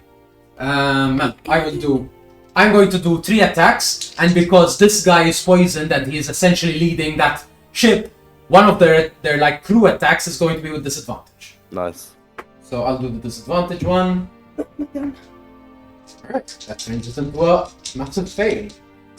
And these, another fail, but one success, one pretty strong success. So it does back the damage that was healed, but that's what it's there for. Mana. Yes, good. We do that turn. Now it is the Paladin's turn. Mana. He sees you attack and move away. Can he do anything? No, he will have to try and move it into your melee. He will try again. This guy is a brute force kind of guy. So he moved into my He triggers your reactive. Yep. which means You can go for an attack. does a 21 connect? A 21 connects on this guy. 21 hits. Just making sure that this Nice, one. nice, nice. So you stun lock him once more,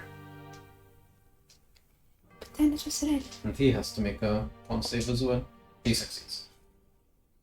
Is this? This is the D8.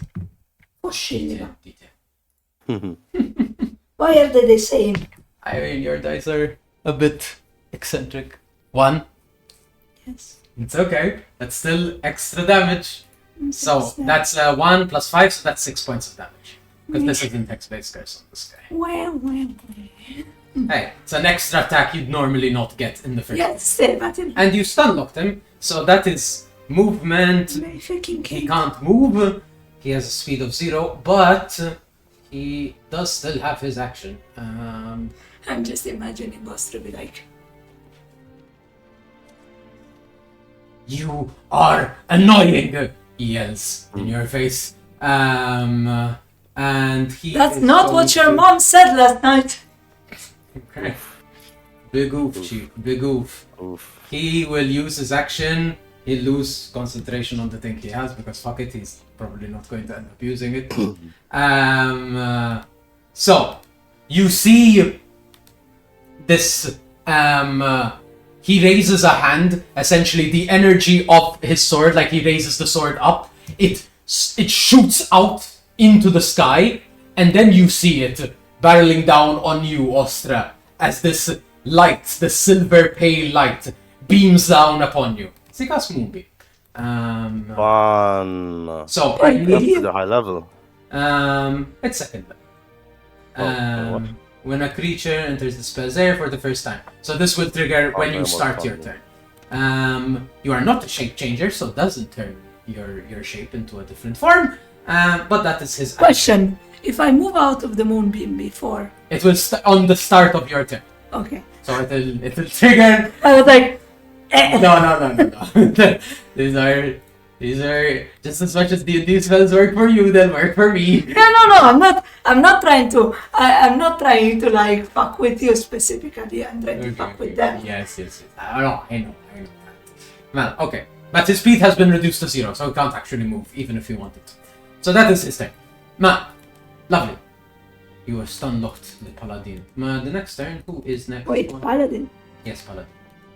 Paladins have access to moonbeam. Isn't a druid? A very specific type of paladin has access. Wait, is it a nature paladin? Not only. I'm asking because my limited knowledge. Mana, 15, Zengila, your turn. Oh god, I've been debating so much what I should do. Mm-hmm. But Do it. I think Do it. I'm gonna. Do it. Okay. First, I'm gonna have. Okay. So first, Skeleton and zombie.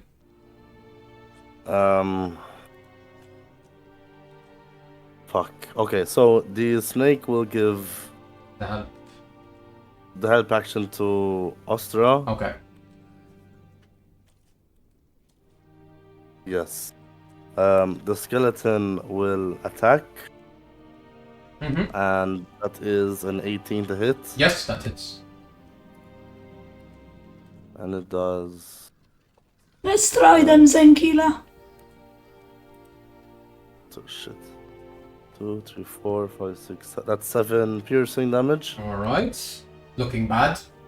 That's looking Okay. My zombie will also take an attack. bad.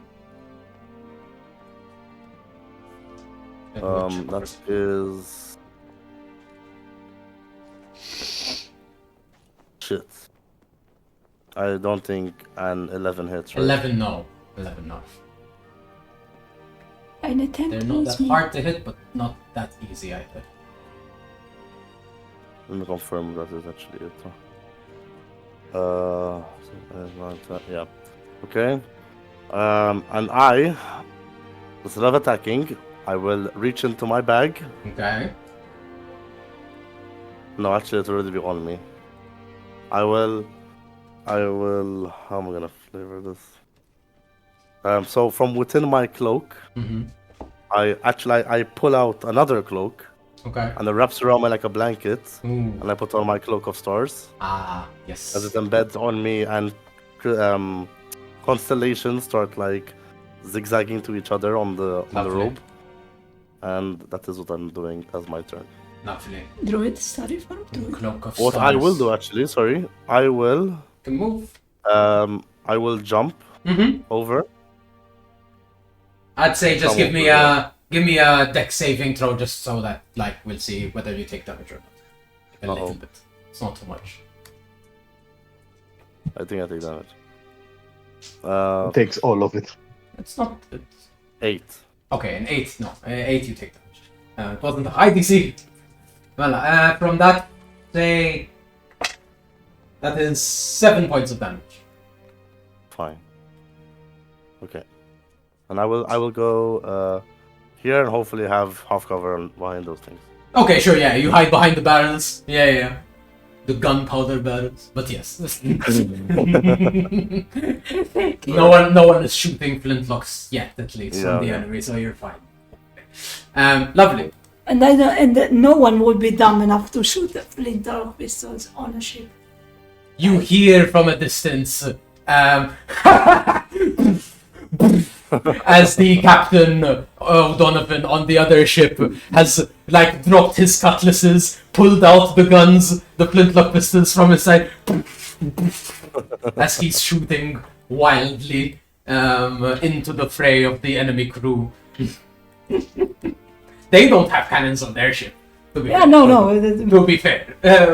Lovely. The ship, the Faithless, takes their turn. They will do. Oh, that's fine. One more? That's okay. It's kind of okay. That is 5 points. Mela, if you... Azad, wait, that's on your turn. I'll say that's on your turn. Mela, crew. Mela. Barbarian. Fails. Cleric. Oh! That one! Alright. Fuck. The captain. Captain does 2 attacks. Okay, nice. Alright. He does some damage to the crew's morale, and this guy will try. Let's do. You know what? He'll. Okay. He's going to go for a wild shot. He kind of like grips on the monkey, like kind of helping, sort of loosening the bolts of the cannon, and he's basically going to attempt a strength check with advantage with the help of the familiar. Okay, lovely. I got a nat 19 and a nat 20 on that. Nice. So he pulls the cannon back with all of his strength, like what little he has, but the monkey helping, and he swivels the cannon around towards where like the cleric and the paladin are. He uses his hasted action to reload it, and then his main action, and he will fire into them. Wow. It's basically going to be an attack roll, because this is like, rather than a ship shot, this is going to be... Actually, no, it's not even an attack roll. It's going to be a saving throw on their end. Because it's going to hit them no matter what. So, Yeah. So we'll do a dex save. So wait, did he shoot on his own allies? He's shooting. Sadly... Yeah, sadly he has to. Sorry, Rasha! Basically, it's going to hit like a 10-foot radius here. Like from here, it's going to do like basically 5 feet, like here. Like that's a 10-foot. Are here. you fucking retarded? I'm just crazy. We need to take them out. They're not nice people. That's no. And they make a save. So, but they get some bonuses. Not a lot, but some. Okay. Woo. Fail. Woo. Epic fail. So they take. It's gonna be a lot of damage. one of my dice ran away. Boop, boop. 1, 2, 3, 4, 5, 6. 15. Oh wow, those are 2 10s. 35. 47. Sorry, if a character holds their action from a previous round, on the next round, will their actual turn be used, that action? Or will it come back? Give me a quick second. So, no, that is that damage, so because I was doing maths in my head. But if a character holds their action In the previous turn, to be used the next turn. okay, So, my snake, basically, yes. since it's holding its action to help... No, basically, it's not holding its action, it's used its action to help. The help action basically works like you give someone on their next attack, or their next thing. On my next turn, they'll still have a help action to give. On your next turn? Yes, because then it resets. Okay. In your turn, like your familiar has done its turn for that turn of combat, and now in your next turn it will again can do something. Yep. Whatever you want it to do. Okay. So that was almost max damage on the cannon shot. So that's going to be a lot. They both failed their saves. Sadly, Russia automatically fails their save. So she's going to take a lot of damage, and that's not put her in a nice spot. But that does a hell of a lot of damage to them. So she immediately goes from okay-ish to looking really bad. And How much he's damage? looking... It was 56 damage Ooh, out of 60. big money. I rolled really well. I rolled 2 10s, a 9, an 8, and a 6. That's nice. It was really That's very good. nice. Mela, that guy was that much, and he takes 56, so that was... You remind me not to get hit by any of the cannons. Yeah, no, the cannon... It's never nice to get hit by a cannon of a ship. Would just eradicate me from existence. Yeah. It's a... Like, it was a godsend as well, because he had to roll... Basically, he kind of needed a nat 20 on the strength check to turn it that quickly on his own. Mela. So, her concentration check now gets to a DC of 28. So, her bonus, she has advantage. Mela. How much does she add to this? She adds +3 and +3. Yeah, she basically, I think she's going to need a nat 20. Like, I'll allow a nat 20 to succeed, but she needs a nat 20. That's a natural 18. Still not enough. Oh, shit. And that's a natural 13. Fails. The concentration drops. Rasha and Kelly both take a deep breath as they're removed from their paralysis. Rasha is now immediately takes the effect, the brunt of that blow as well. It's okay, man. It's fine. And he also has to make a concentration check, actually, but his is a bit better, so he might make it on like a 19, right? 6. Yes. He needs a nat 90. And he doesn't. Right? He does. No, he does. Oh. Wow, I gave him Warcaster as well. I'm nice. That's a nat 1. That was 2 nat 1s, guys. That was 2 nat 1s. Yeah. Moonbeam drops. Fun. So it didn't do damage. So it didn't do damage because it didn't get to your turn.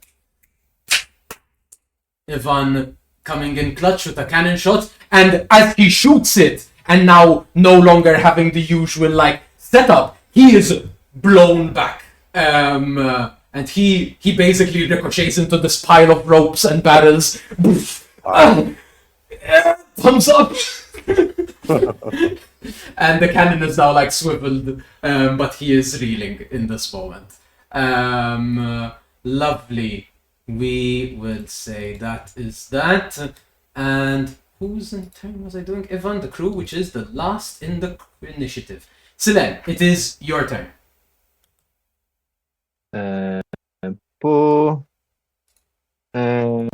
How's that looking?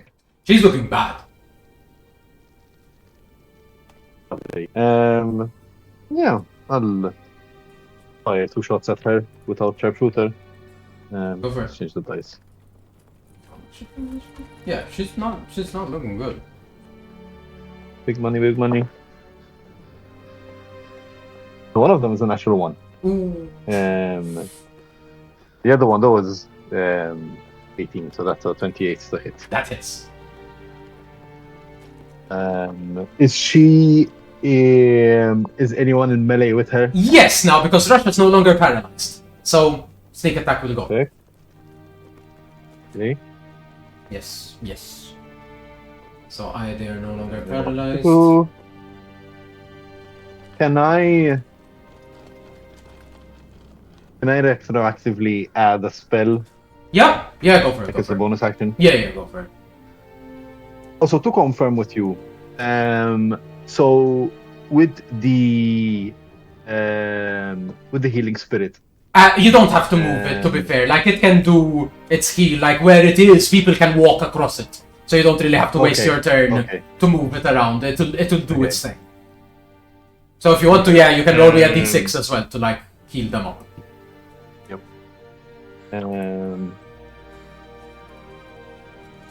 It's 5. Oh, nice. 25 healing. So,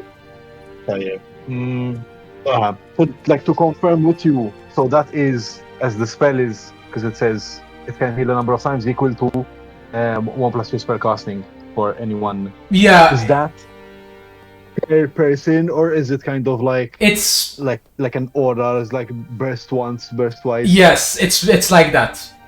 So basically, right now it's used 2 of its uses out of I don't know what's your wisdom score.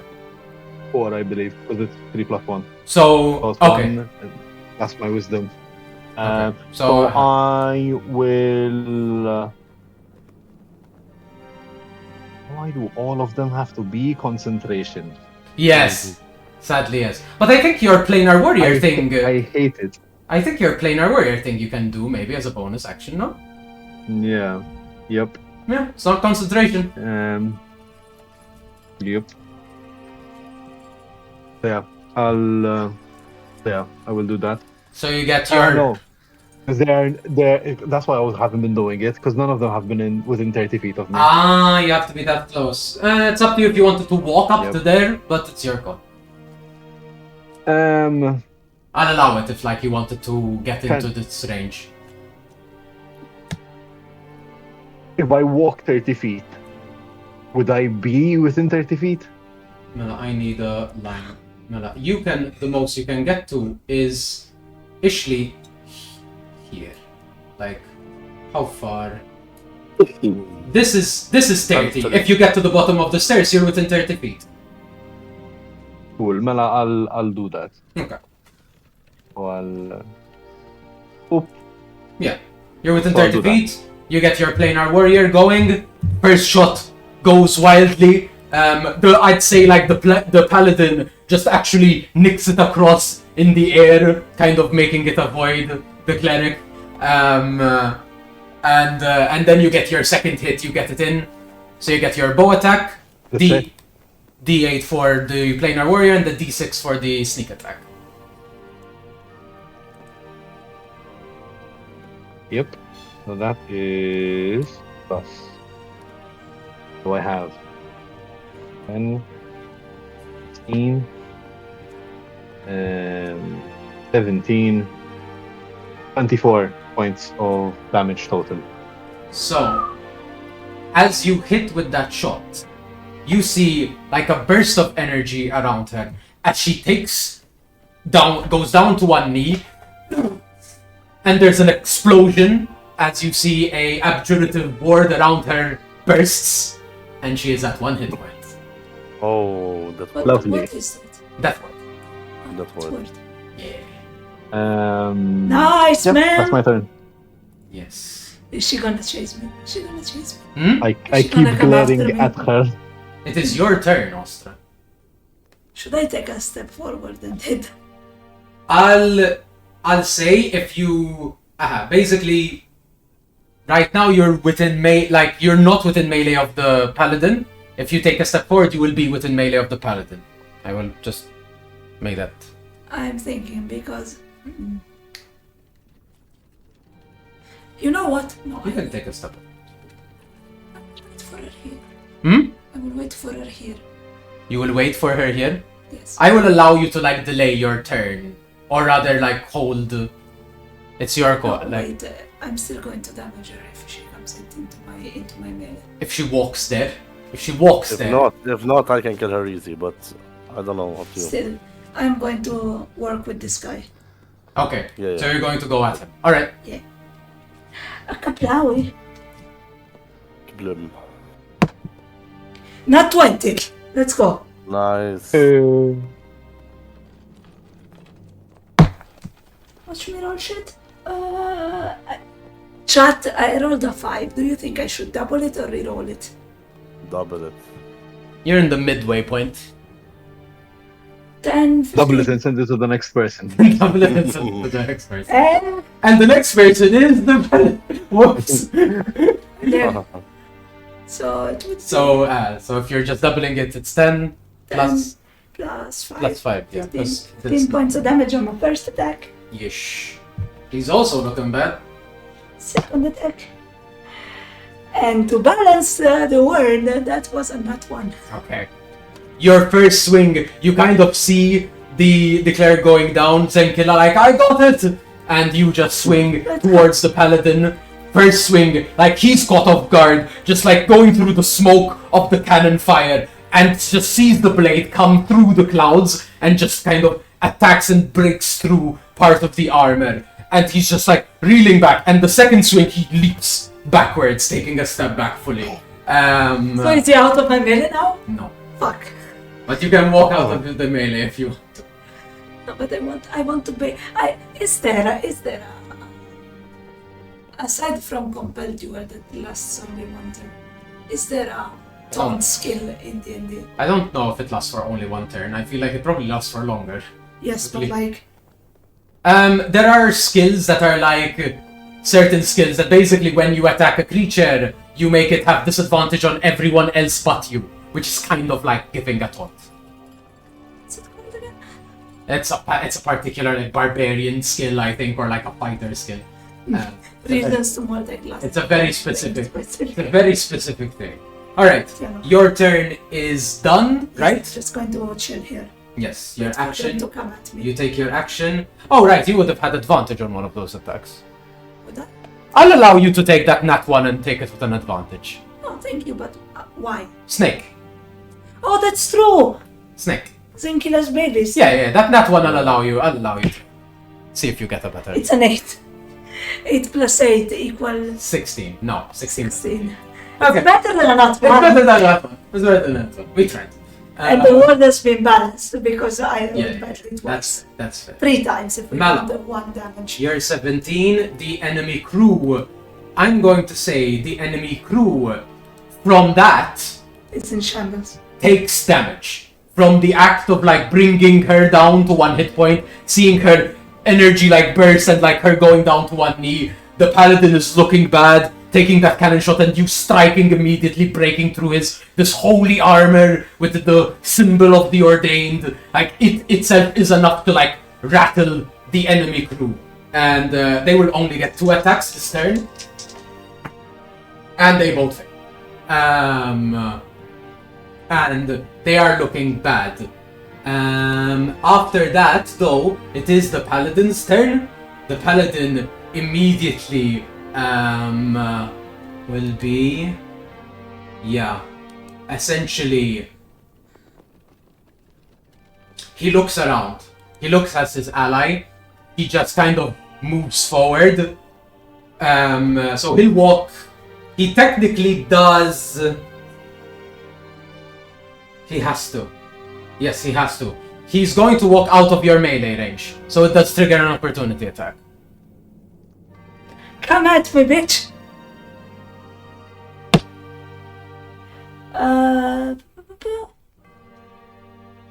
21. 21 hits.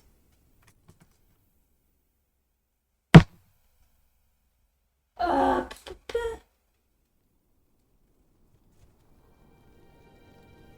17 damage. 17 damage. He's looking bad. And does his His mobility gets... His mobility, yes, because your center is triggered, he cannot move. As he turns to move away, you just attack at his leg and you just pierce it down, holding it in place. Turns around at you. Fine. And his hand like moving forward towards this other individual. Instead, he puts it onto himself, and you see this burst of healing upon him. Like he will dump out his entire lay on hands. And he had 100 Leonins. No. Congrats, he's full health again. Thank you. He's not for that. he's not for that. He still has a lot of damage on him. But that is his action, and as a bonus action at this point, not do much. He will stand ready. That was Azad, he didn't use spell points for that. Mela. Tayyip.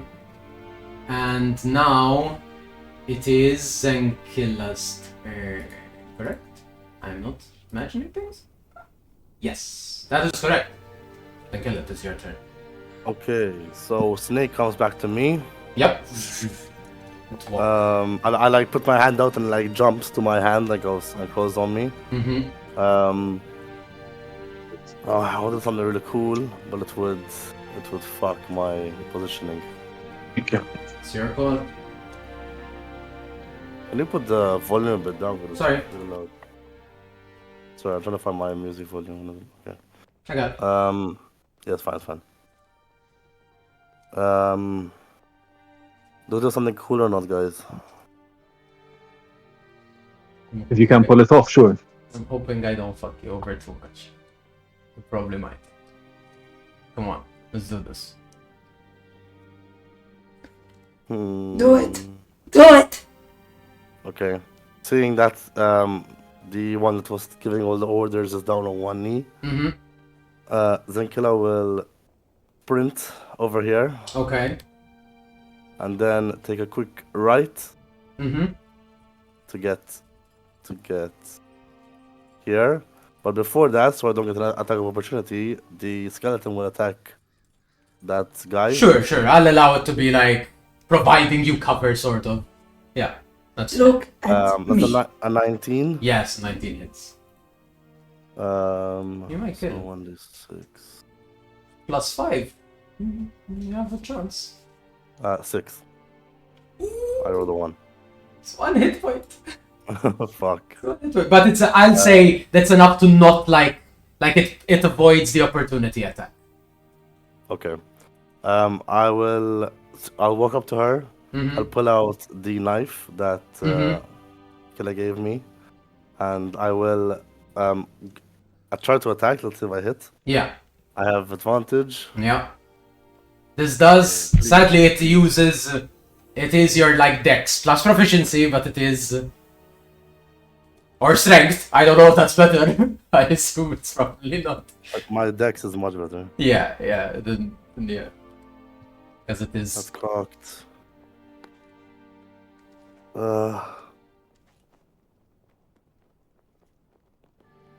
Is that 23 hit? yes, 23 does it. Yes. Okay. I'll pull out the dagger she gave me, and I'll go to her chest, Mm-hmm. and I will just do the symbol of. Okay. You pull her it up, chest. just kind of like, and she just like looks up, ah! And you start like etching it, and it Yep. almost becomes a rune, like it engraving with like arcane energy. Welcome to the dark side. It's pleased to meet you. And I'll you pat her head. and you take her out essentially. How much healing And does Zenkilla I get? get healing from Yes, that. and you can heal. Yeah, definitely. Basically, roll damage.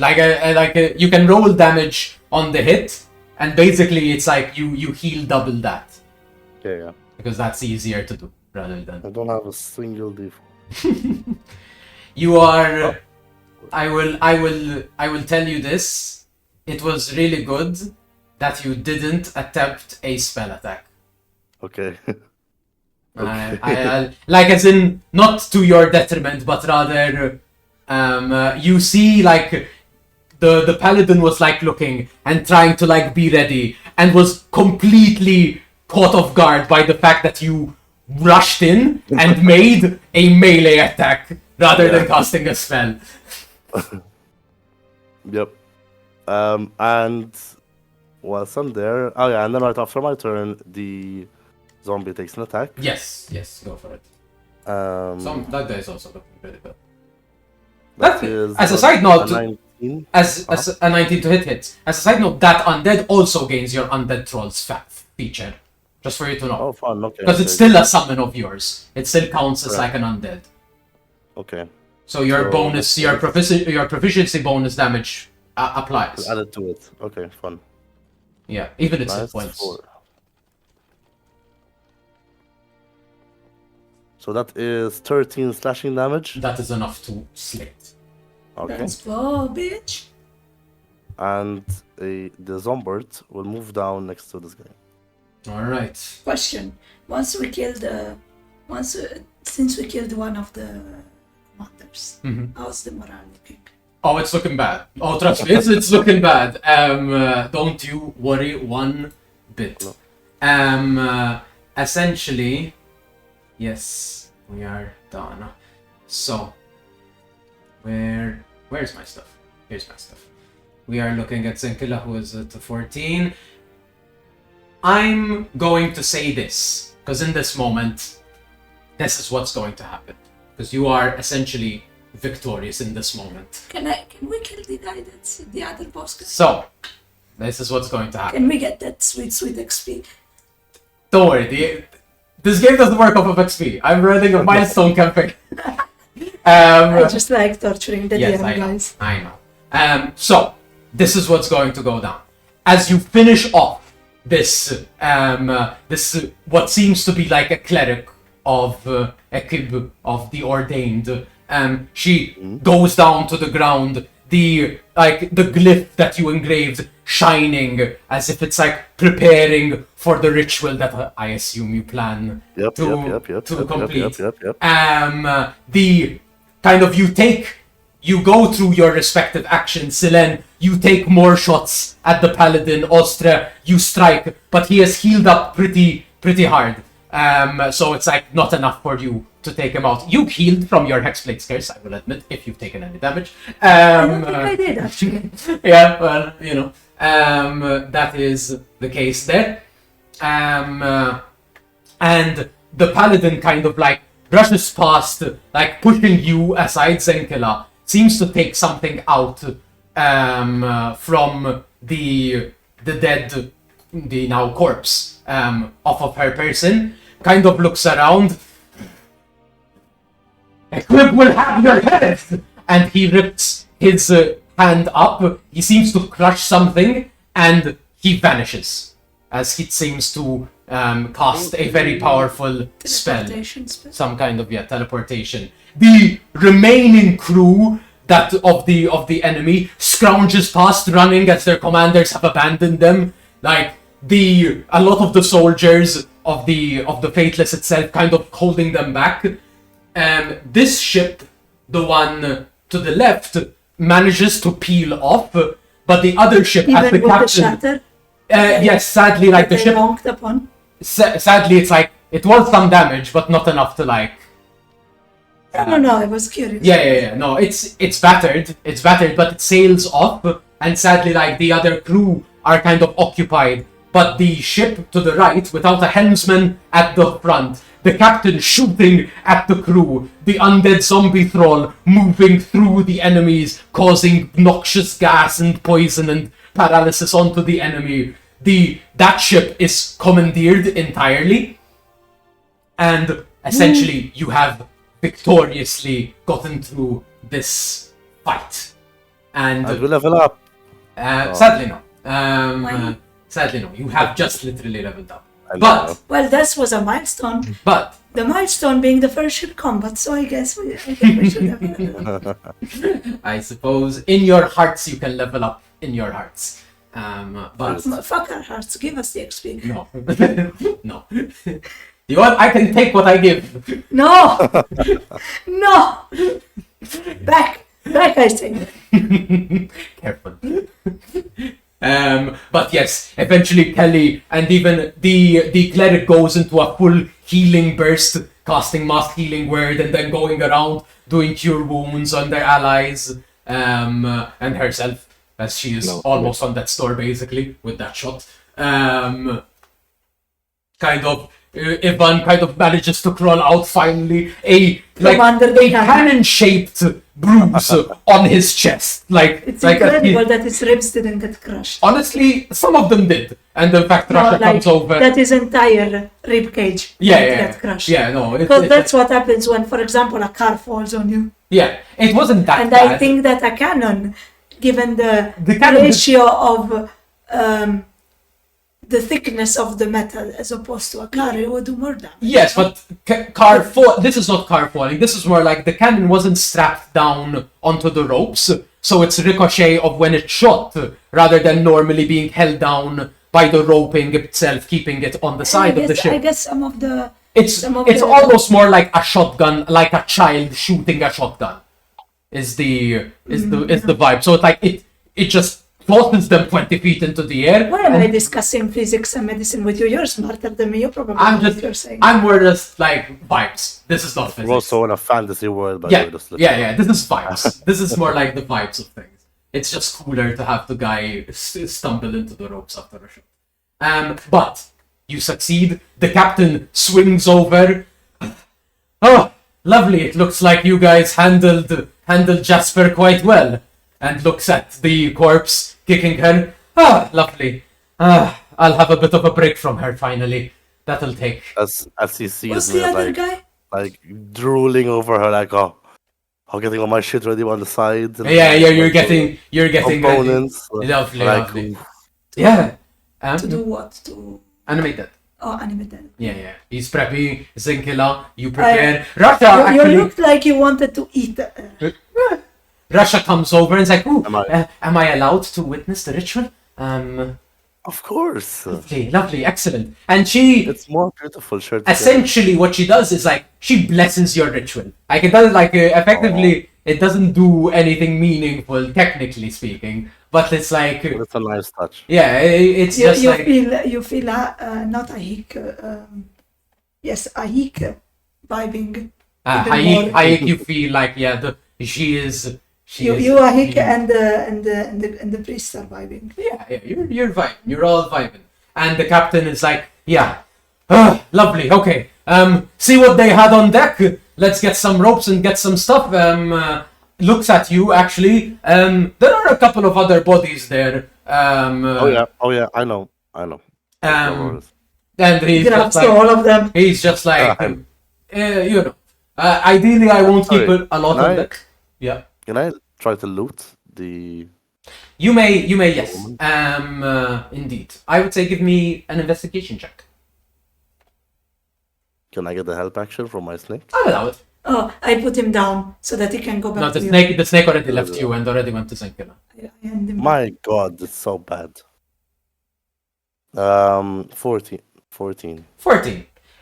What you immediately notice is that the shield itself is magical. It is a +1 shield. Which is why she had such high AC. Do you use a shield? No, you have a two-handed. Yeah, sadly. Nobody's a shield, right? Sadly, I don't Maybe think your skeleton? Your skeleton could, yes. Good shot. Your skeleton can use the +1 shield. Basically, rather than doing +2, it does +3 to the AC. Normally. I might give it to the other one, actually. Yeah, you can keep it as like for sure. That you can clearly see that like she had a compartment pouch where she was keeping whatever the guy stole. Mm-hmm. You find a holy symbol of Ekib, the ordained. You find some spell components and stuff. Nothing fancy, nothing big, sadly. But I mean, spell components are that like serious. But nothing like worth gold, etc. What you do find, I'll say, I'll give it to you. You find a small covered, but you can tell like from the side, a covered mirror. Ooh. And you are reminded in this moment that like mirrors are much like true bodies of water are meaningful, are very meaningful. You find that. Other than that, yeah, I'd say broadly speaking, you can rework the plate armor much like you did in the prior summoning, so that basically this one will also get like a scale mail essentially. Yeah. So that also will apply. Yeah. But She didn't have. She wasn't a wizard, right? She was. no, she seems like she was a cleric. So no spell book. No spellbook. Oh, we lost. Nathan. Nathan, no! Man down. Man down, man Oh, Man shit, down, man man down! I don't have my thingy up. Power went out. Power went out. Oh, we were so close. I was just about to wrap it up, to be honest. Hello, everyone watching. Welcome to our country where power cuts out. That's all the true. Honestly, this is a very true statement. Bitch. Mela, I need. Not bad. Question. Mela. No, I can ask to you directly. Yes. I am stupid. I kept hounding you about the name of my lost love when I had it in the lore document. Sahira. Saria. The Great Lattice, no? Am I correct? I mean, the Great Lattice is the Great Lattice. That is the name of the Great Lattice. I mean, she seemed to be very akin to something that's part of it. Yes. I'd say that's true. Can I? He lives! No. No, I'm trying to No. do a thing to get at least the OBSs to be a little bit better. It's fine. Guys, we've shifted the cameras a bit. I'm sorry, but this is the best way for me to fix the situation. I'm Adam. Kiara's now the game master. No! No! I don't want this responsibility. I'm not ready. Yes, but I plan to close up here anyway. So, essentially, to your point, Ostra, you know of the Great Lattice. You know the name of the Great Lattice in its translation. The Great Lattice in its natural Sylvan name is. I thought I could do a gotcha. If you want to believe that, you can. But No. why am I being so loud? It's like the microphone got very louder. Ostra. It's going into Ostra? Ostra. Ostra. Okay. I think that's better. Probably it's not that loud. Okay. So yeah, basically that's up to you. So as far as what happens, you commandeer the ship. You, Zenkila, may conduct your ritual, blessed by Hayik and a priestess of hers, and you may I summon. get 2, right? You can get 2. You can drag in another body I into will the drag ritual, another body. and you get 2 with the casting of 1. So you get that. My collection. Yes. You get 2 extra undead, armored as such, and the captain simply walks over and is just like, well, perfect. At least I won't be dealing with Jasper for a while. I guess Excuse me, a while? a while. Oh? Yes, that is what he says. Oh yeah, no, that's back. I can reshift. So I now can do the thing. The bit. He lives. Yes. Where is my other? Hello. Radovan sadly got away, but that's fine. They normally do that. Die? Get murdered? Well, usually I don't manage to take them out because they run away and they have their lovely recall to go back to their quaint little temple, the lighthouse. But this is a great boon. At least, sadly, you guys are new, so sadly we might have to deal with Jasper again, looking at the soon-to-be reanimated corpse. But that is the way of things. We are not on the winning side of the war, and the waking world may dream as much as they need to, so long as they are alive on that side. But we can cause them a bit of inconvenience, at least, until they come back. Time is very wobbly. We might have a couple of years without her, at least, depending on how things go. All Do you right. think that disrupting the dreams of the waking world would mean harming people that are dreaming?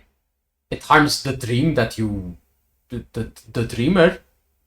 I'm sure Jasper's going to wake up with a very hard and dangerous headache. Probably leave her comatose for a couple of days. But I mean, if the dream is a collective of a bigger, it's the manifestation of a conscious collective. well, How many innocents could be robbed? I mean, no one said we're the good guys, so I don't know how it works, but I could safely say that I think we are allowed to defeat the enemies that seek to defeat us. If we die, we are only barely protected by the grace of the sleeping gods not being utterly usurped. They have the upper hand. They can come back as many times as they feel like, so long as they have the time. I am not. I guess you're correct. I'm sorry. I got lost in my own musings. That's interesting. I'm sure Ivan would have a field day discussing this with you. I am not so keen to be forthcoming with mercy.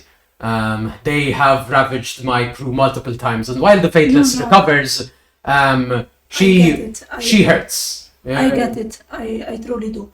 Rasha, actually, you can see her like healing the crew, and by healing the crew, you feel like the ship almost like repairing itself as well. I truly understand what you mean. I particularly dislike the fact that one of them was so keen on abandoning his troops to be slaughtered. Yes, that's true. They are not sailors. Commander should never abandon their troops. They are not true commanders. And this is like a personal core belief. You feel that's kind of resurfacing a bit. Yeah, and he agrees. Yeah, a captain should go down with his ship. Sorry, you're probably exhausted. I just got It's fine. It's all fine. We can take a breather. Let's all take a moment.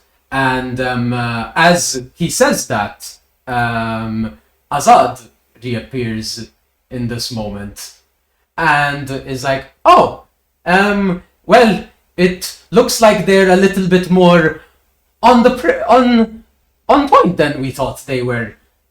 Who are they after? And the captain... For a moment I thought he was talking about us, and Ostra was ready with the retort on the tongue. He was like, gee, thank you for the trust. Oh, you were talking about the others. Okay. Yes, sorry. No, I was... Sorry.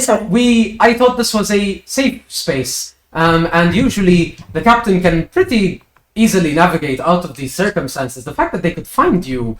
were they looking for you? I feel like they were looking for you. And looks at you, the three of you. I point at Silen.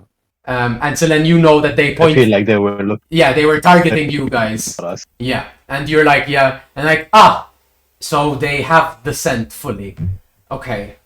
Well, then I suppose your next mission, as Malik was about to tell you before he was rudely interrupted, has been given a secondary option. So it is up to you what you would like to do next. But sadly, I cannot lead you forward. But I think our good friend here has refound his roots and looks at you, Silen, seemingly sort of like implying something, but like up to you to understand that as you will. But you have two options. You can continue to pursue your own memories and perhaps find more information for you to make sense of all the things that you're dealing with. Or we have some information and there are some people that you might want to hunt down in order to find an incantation that can protect you from the scrying eye of the archspells, since they seem to be so keen to... Like some sort of dome of protection? In a sense, it will be an incantation that can remain upon you indefinitely and just keep the eye of the archspells slightly disoriented. And will we be forced to pick either path? Like, does one preclude the other? You may do one and then the other. The one does not forego the other, but it is your call as to how you wish to proceed. The Dreamwalker can lead you in either direction. I am simply informing you that your next mission is one or the other, and you will be rewarded accordingly, as is there any our way deal. we can try to remove control by the archspells in certain areas? There are ways, but it is difficult once the means are presented. There will be ways for you to do so. But for now, that requires you to be able to do a bit more than what your skill set can provide. The incantation will be a good start. Having you not be tracked down and hunted down means that you can do more dangerous tasks without being expected. Yeah. I particularly dislike that the Ordained can get so close so quick. I don't like when she manages to get into my plans. He seems to as he growls, his face turns fully red rather than his more humanoid-esque, and his skin goes full bright red, and just but that's okay. That's okay. She makes her plans. We make ours. And plus, you have us, and we've been handling ourselves pretty well. That is true. I am quite proud that you managed to take one of her Archons down. She will be most frustrated. Ooh, Archons, that sounds interesting. Yeah, it is one of the titles of the High Priests. I believe if Archon Jasper was here, then probably Lycon Ravadin was close at hand. The captain nods. He's like, yeah, but he got away. He's a coward anyway. Of course he got away. I raise my hand to high five. He high fives. Yes, but that is your options. The Dreamwalker can lead you. I sadly have other business to attend to, but the captain can help you once a path is navigated for the likes of all of you. Good luck. Yes. Wait. Go ahead. Good luck. I will make haste unless you have any questions right now. Wow. One small question. Yes, what's there? I know that there are unaligned entities. Yes. Do you think that they would be amenable to give us shelter at any given point? The Great River doesn't like us. He doesn't have as much control here with time being as it is in the Dreamland, so he doesn't really like us very much. Not to say that he doesn't stop by, but be careful. The Great Plains, she tends to be very hospitable, if you find her. I don't know what our standing with the Great Lattice is. She was pretty... it was weird.